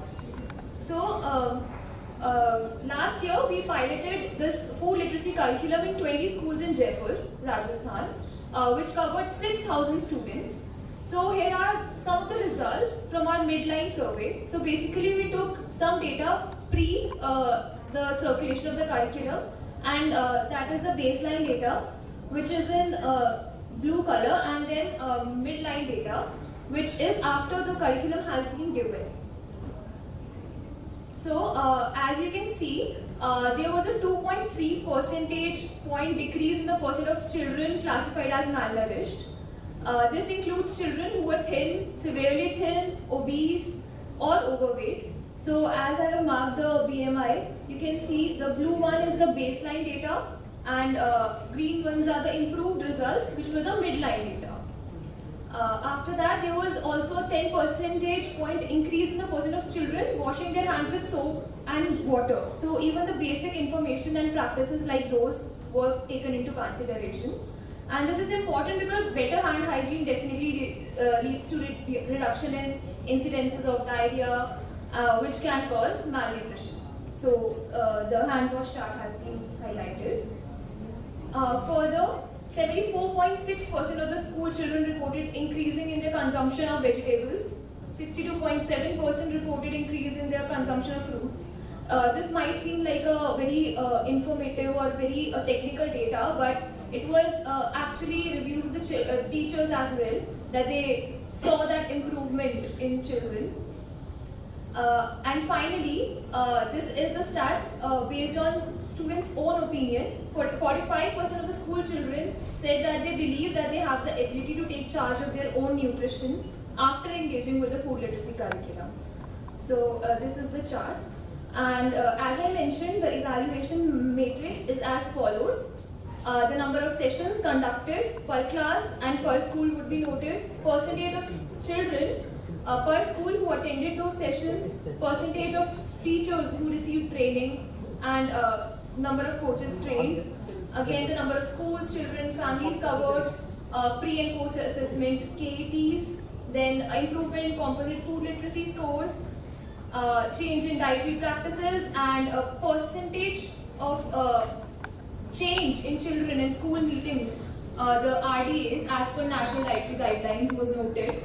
And skill and capacity enhancement, where measure of percentage change in self-efficacy was noted.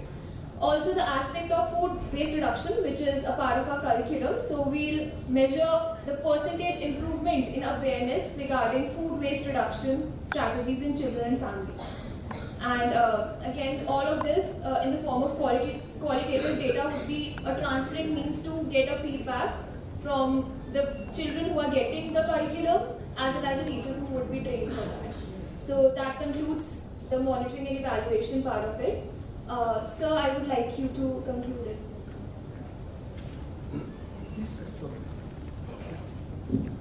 Thank you. Yes.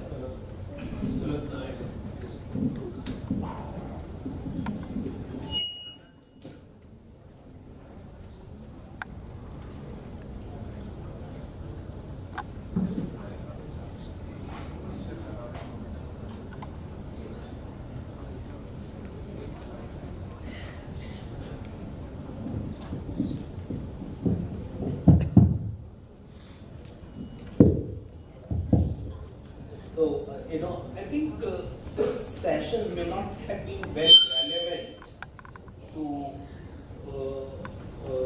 you all, because this is how, under the program that we have conceived, we are looking at teacher training issues, monitoring and evaluation issues. But obviously, the state must have its own teacher training programs, and must also be having its own monitoring and evaluation programs for overall education, school education, in which midday meal scheme there must be another monitoring and evaluation system in place. So we have to see that how that can be integrated here. So we are not really focusing on this only. So what we will do in the next maybe 10-15 minutes is that since morning, starting with brilliant case made by nobody else other than your principal secretary, that why food literacy is important. Okay, and then going into details of what the Food Future Foundation has done in terms of content and curriculum development, in terms of pedagogy and teaching, innovative teaching methods, and a little bit of teacher training and this. So, as we come to the, and before the Honorable Minister arrives, obviously, we are all interested to understand that what could be the next steps. Okay, so we'll begin with you and then we'll go to the floor. But the whole idea is to understand from you that where do we go from there here.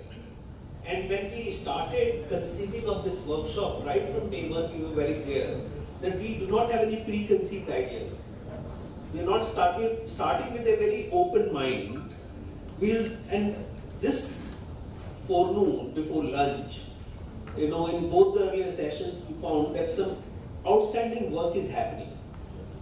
I do not have a very good sense whether it is happening in a few schools or in all the schools, whether the government schools it is happening, not in private schools. One does not have a very good idea of it.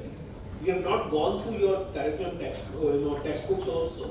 You are incidentally here and you told me that how you have integrated many of these chapters in the school textbooks, and I've just requested your principal secretary to give us a complete set of those books. We'll carry them back and take it forward, and look at them and then see what we get. So now over to you. We'll start with you and then you want to add something? So you understood what Sir is saying? Yes. I mean, focus, and the quest is to focus on what Sir is saying. Sir is saying that now, morning, the importance was established. Then the 3 to 4 sessions were one about the curriculum, and second was the teaching methodology, then how to build the capacity of teachers and the monitoring. These are 4 general components, what's there. And also we discussed that from now Jagananna Gorumudda has to be taken to a next level, which is Jagananna Gorumudda plus actually, Jagananna Gorumudda plus the food literacy.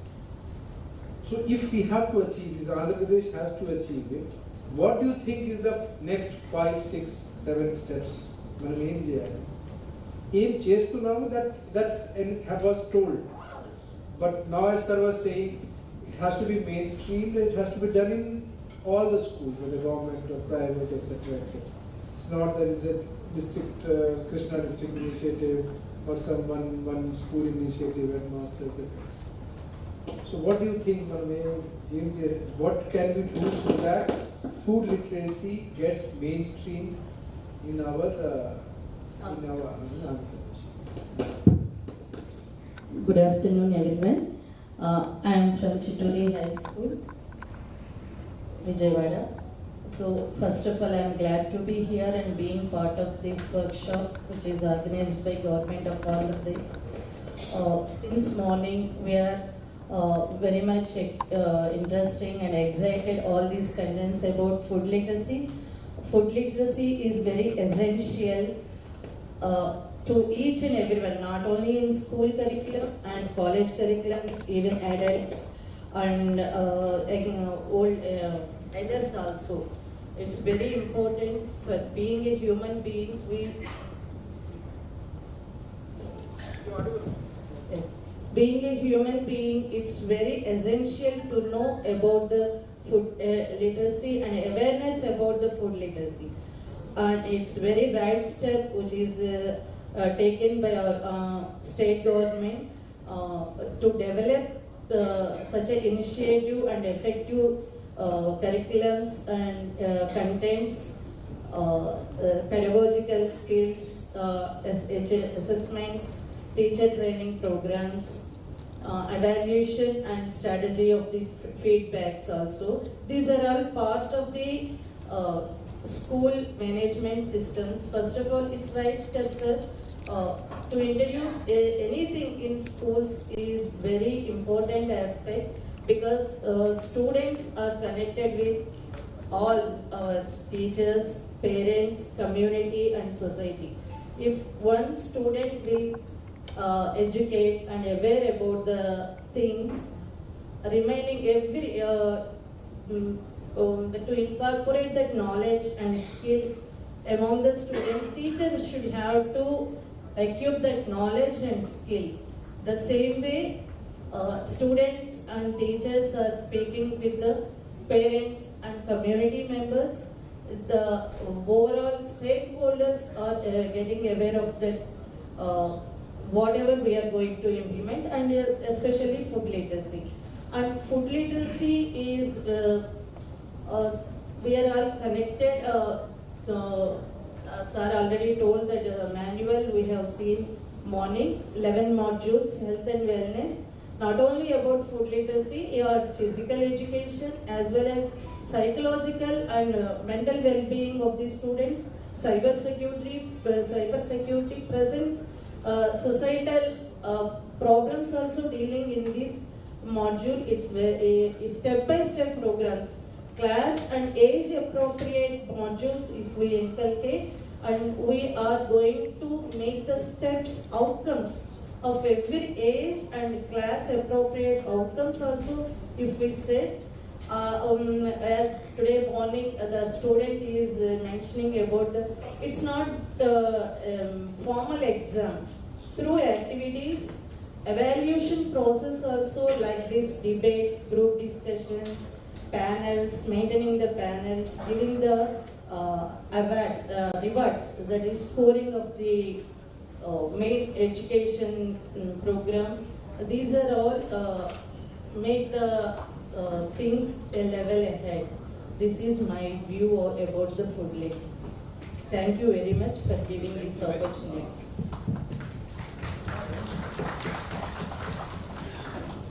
Good afternoon, everybody. Good afternoon, everybody. I'm Mohammad Zakir Ahmed, School Assistant Biological Science from SMKZP High School, Mova of Krishna District. At the outset, I would like to thank all the authorities for addressing the most important aspect of life of the future generations who are under our tutelage, because the food, we know the food they are taking is not according to the standards prescribed. And who else can do this better than the only Chief Minister in the country who takes care about what to be served in the school for midday meal. We are having a Chief Minister who takes good care about what to be served and in what quantity, on what day. Everything is from his point of view, and what all menu you saw in the morning, it is from his heart. So, with a vision that the children are our future generations, we have to inculcate within them good food habits. Because what we are seeing now are lifestyle diseases. They are prevalent. They are prevalent in a large part of the society. And all these are because of the poor food habits. And coming to this part, sir, I'd like to give one initiative, and then first come to the training session part of it. Yes, teachers need to be trained on how to transact this in the classrooms to be effective, so that the child will imbibe it into his lifestyle and continue it till his last breath. And that will be transferred from generation to generation. And in this context, we also had this process of experiential learning. In Krishna district, we are taking up some pilot projects with the help of with the cooperation of the authorities like Digital Officer and DO Madam. We have started kitchen gardens. Schools which are having playgrounds, they are mandatorily made to have kitchen gardens, and whatever is grown there, they are cooked in the midday meals. They are utilized in the midday meals to imbibe the knowledge of how vegetables are grown, what is the time taken for them, how much water is needed. All these are experiential learning things. How to go for biofertilizers, how to go for natural pesticides without using pesticides, how to go about natural measures. All these things are being involved, and also to let them know the value of food. We have been monitoring, all the teachers who are monitoring the midday meals are made to ensure that not even a grain of rice is left in the plate before getting washed. So that the children know the value of each and every grain that is grown by the farmer. Yes, coming to the program, sir, it's a very good program, and if it is taken as Madam has said, that age appropriate, you have designed it like that only. It is age appropriate and class appropriate, and with a workbook also, so that the child also can do it on their own, and by learning at home and taking the suggestions from the parents, and also going into the society. So this is a program which will be 100% success because of the care that is taken, because of the methodology. We have designed the content, curriculum, then we have taken into the consideration the pedagogical part and also the training part of the people who are going to take it into the society. Because a skillful person with a very good tool is the best. Likewise, a teacher who is trained and is skilled already, but those who are upgraded and updated through these methods, they will be the best, and I hope it will be a success in our state, as we have been involving all these activities. All these were there in the 6th and 7th textbooks till last year. So the children, they are learning from 3rd to 8th class what food they have to take, what is the food value, what is the nutritional value, and what are the things related to it. Thank you for this opportunity.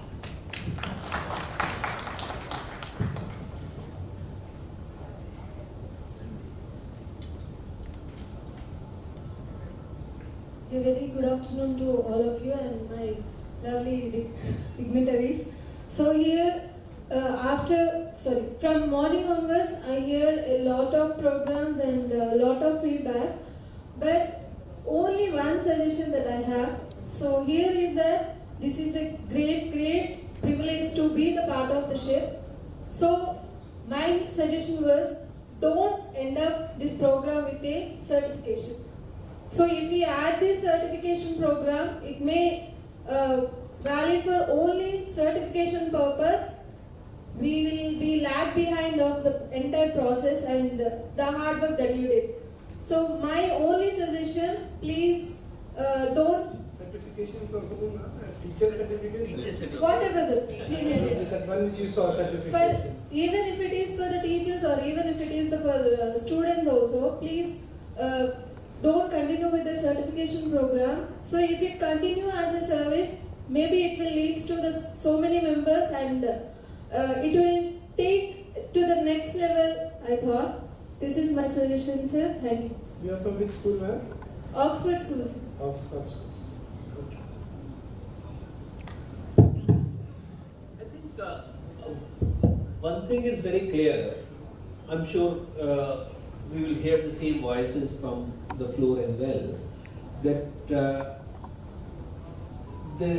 all of us feel that there is a need for doing this. The only challenge that remains is that in what form and shape should it be done?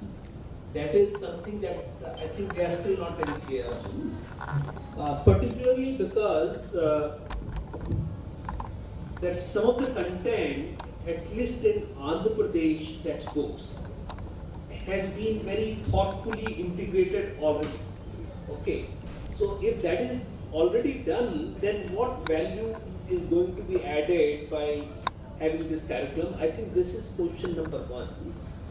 Okay, and on second, in terms of pedagogy and innovative teaching methods, we heard a lot of innovations in Andhra Pradesh also that you are adopting. But teaching methodology, I think, can become more and more innovative. There is no dead end. There is always scope for improvement in that. So, and there is always scope for improvement in the teacher training around this. So, I think as far as the issue about how do we integrate it in the school curriculum, we leave this question open till we study this Andhra Pradesh textbooks ourselves, and then we'll request the state government to constitute a group of both private schools and public schools and government schools of an SCRT, so that we can look at that, which is a better model of doing it. Okay. The advantage of taking it up, I think there is another one, because this program so far was looked at primarily as an improvement on school meal program. So Gorumudda Plus, as the Principal Secretary mentioned. The other aspect of health and wellness education, which the sense I'm getting is that while it is being implemented in some schools, it may not be implemented in all the schools in the state. That is the sense I'm getting. And but we have absolutely no clue about it. Those things are also important, and as we move forward, the state government, and even though the division, MDM division, which is looking after this program today, is not connected with the school health and wellness curriculum implementation, they will be another way. But it is all the same government. We are all working for the same children. Okay, so I think at some stage a call has to be taken that whether health and wellness curriculum is something that is important for the state. How do we integrate it? Now the opportunity there is that under the Government of India guidelines, it stipulates that 2 teachers per school will be trained on health and wellness curriculum. It's already stipulated. I'm not aware whether how many teachers have been trained in Andhra Pradesh, but across the country, the experience has not been great. So number of teachers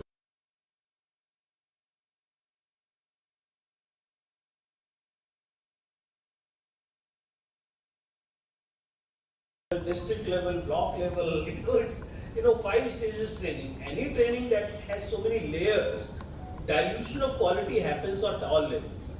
And I think we need to be leveraging technology to improve quality of training. We have to adopt new ways of teacher training so that it is done most effectively. So the question remains, one of the open questions will be health and wellness curriculum plus this food literacy curriculum. How do we create forward-looking terminology for the work that we are doing? And food literacy is a term which is not very old, globally also. You will find, I think your Principal Secretary can do wonderful research now. But if you see Google Scholar, it is defined variously in different literature. It is a very new term, but it is more encompassing term. It aligns with the sustainable development goals overall, which it also takes into consideration the way the food is grown. The way the food is grown may not have really direct impact except for pesticides, residue, etc. on human health, but that has huge impact on environmental health. And therefore, they are looking at it from those perspectives. So, and there comes the whole issue of lifestyle for environment, which the government of India has, very successfully launched during COP26 in Glasgow. So all these things are integrated issues, and we need to take a view on the kind of content and curriculum. How do we reach out, and what is the teacher training approach, etc. So, in case there are, because these are questions that we can't answer in this large group, we have to make a small group of people to go into depth of these issues and then give a specific recommendation to the state government. I would also like to add one more point, that while I was told that in government schools in Andhra Pradesh and schools that are under the Andhra Pradesh School Education Board, the textbooks are prescribed. Okay, but I'm sure there must be very large number of schools which are under other boards, central board or ICSE or IB, etc., where such prescription of textbooks is not there. So therefore, approach for two set of schools could be somewhat different, because this program can cover both government schools and private schools. So I think approach for the two can be somewhat different from each other.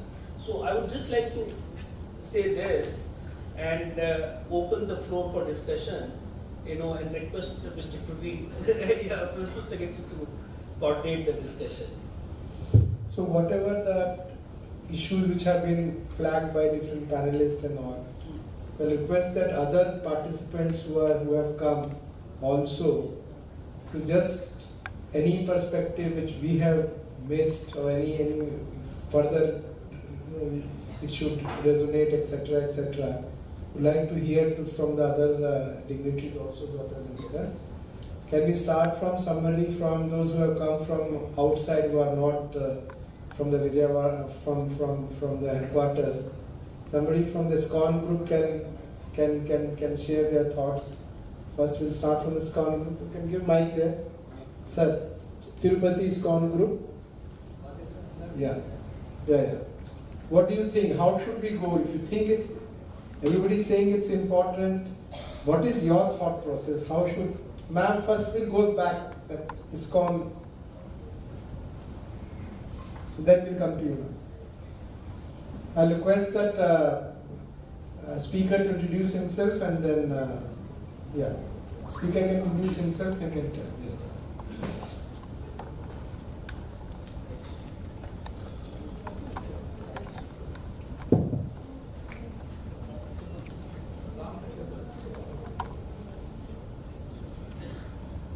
Hare Krishna. I thank for the invitation, sir, and Pawan sir also. So yeah, I am from Annamrita Foundation, Tirupati, and I thank all the participants. And I've been hearing so much. It is founded on the food. And Krishna from Bhagavad Gita, he tells Yukta Hara Viharasya, Yukta Chestasya Karmasu, Yukta Swapna Avabodhasya, Yoga Bhavati Dukkaha. And in 17th chapter, whole how food habits should be. And he explains in 17th chapter very detailed. And in one sloka, in this 6th chapter, 17th sloka, he says, two things are most important apart from food. As sir mentioned in the morning PowerPoint, sleeping at the right time. nowadays kids are now addicted to phone and wake up till 11, 12 o'clock, ignoring the parents' guidance. So this is the most important point which affects their health. Even after having all the proper food, nutritious food, if the sleeping habit is not done, so that is more effectively done. So Krishna mentions Yukta Ahara, he mentions in one word, Vihara, that is connected to the mind. Yukta Swapna Avabodhasya, he mentions, he takes up two words, sleeping at right time, waking up at right time. So I just want to mention this. Apart from food, sleeping at right time and waking up at right time, this adds good health for the mind and spirituality, definitely for the food also. Thank you so much, sir. Hare Krishna.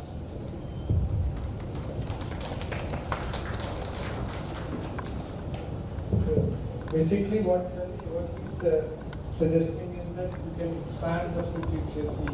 Basically, he's going towards the health and wellness, food and health and wellness. So, yes, ma'am. Good afternoon.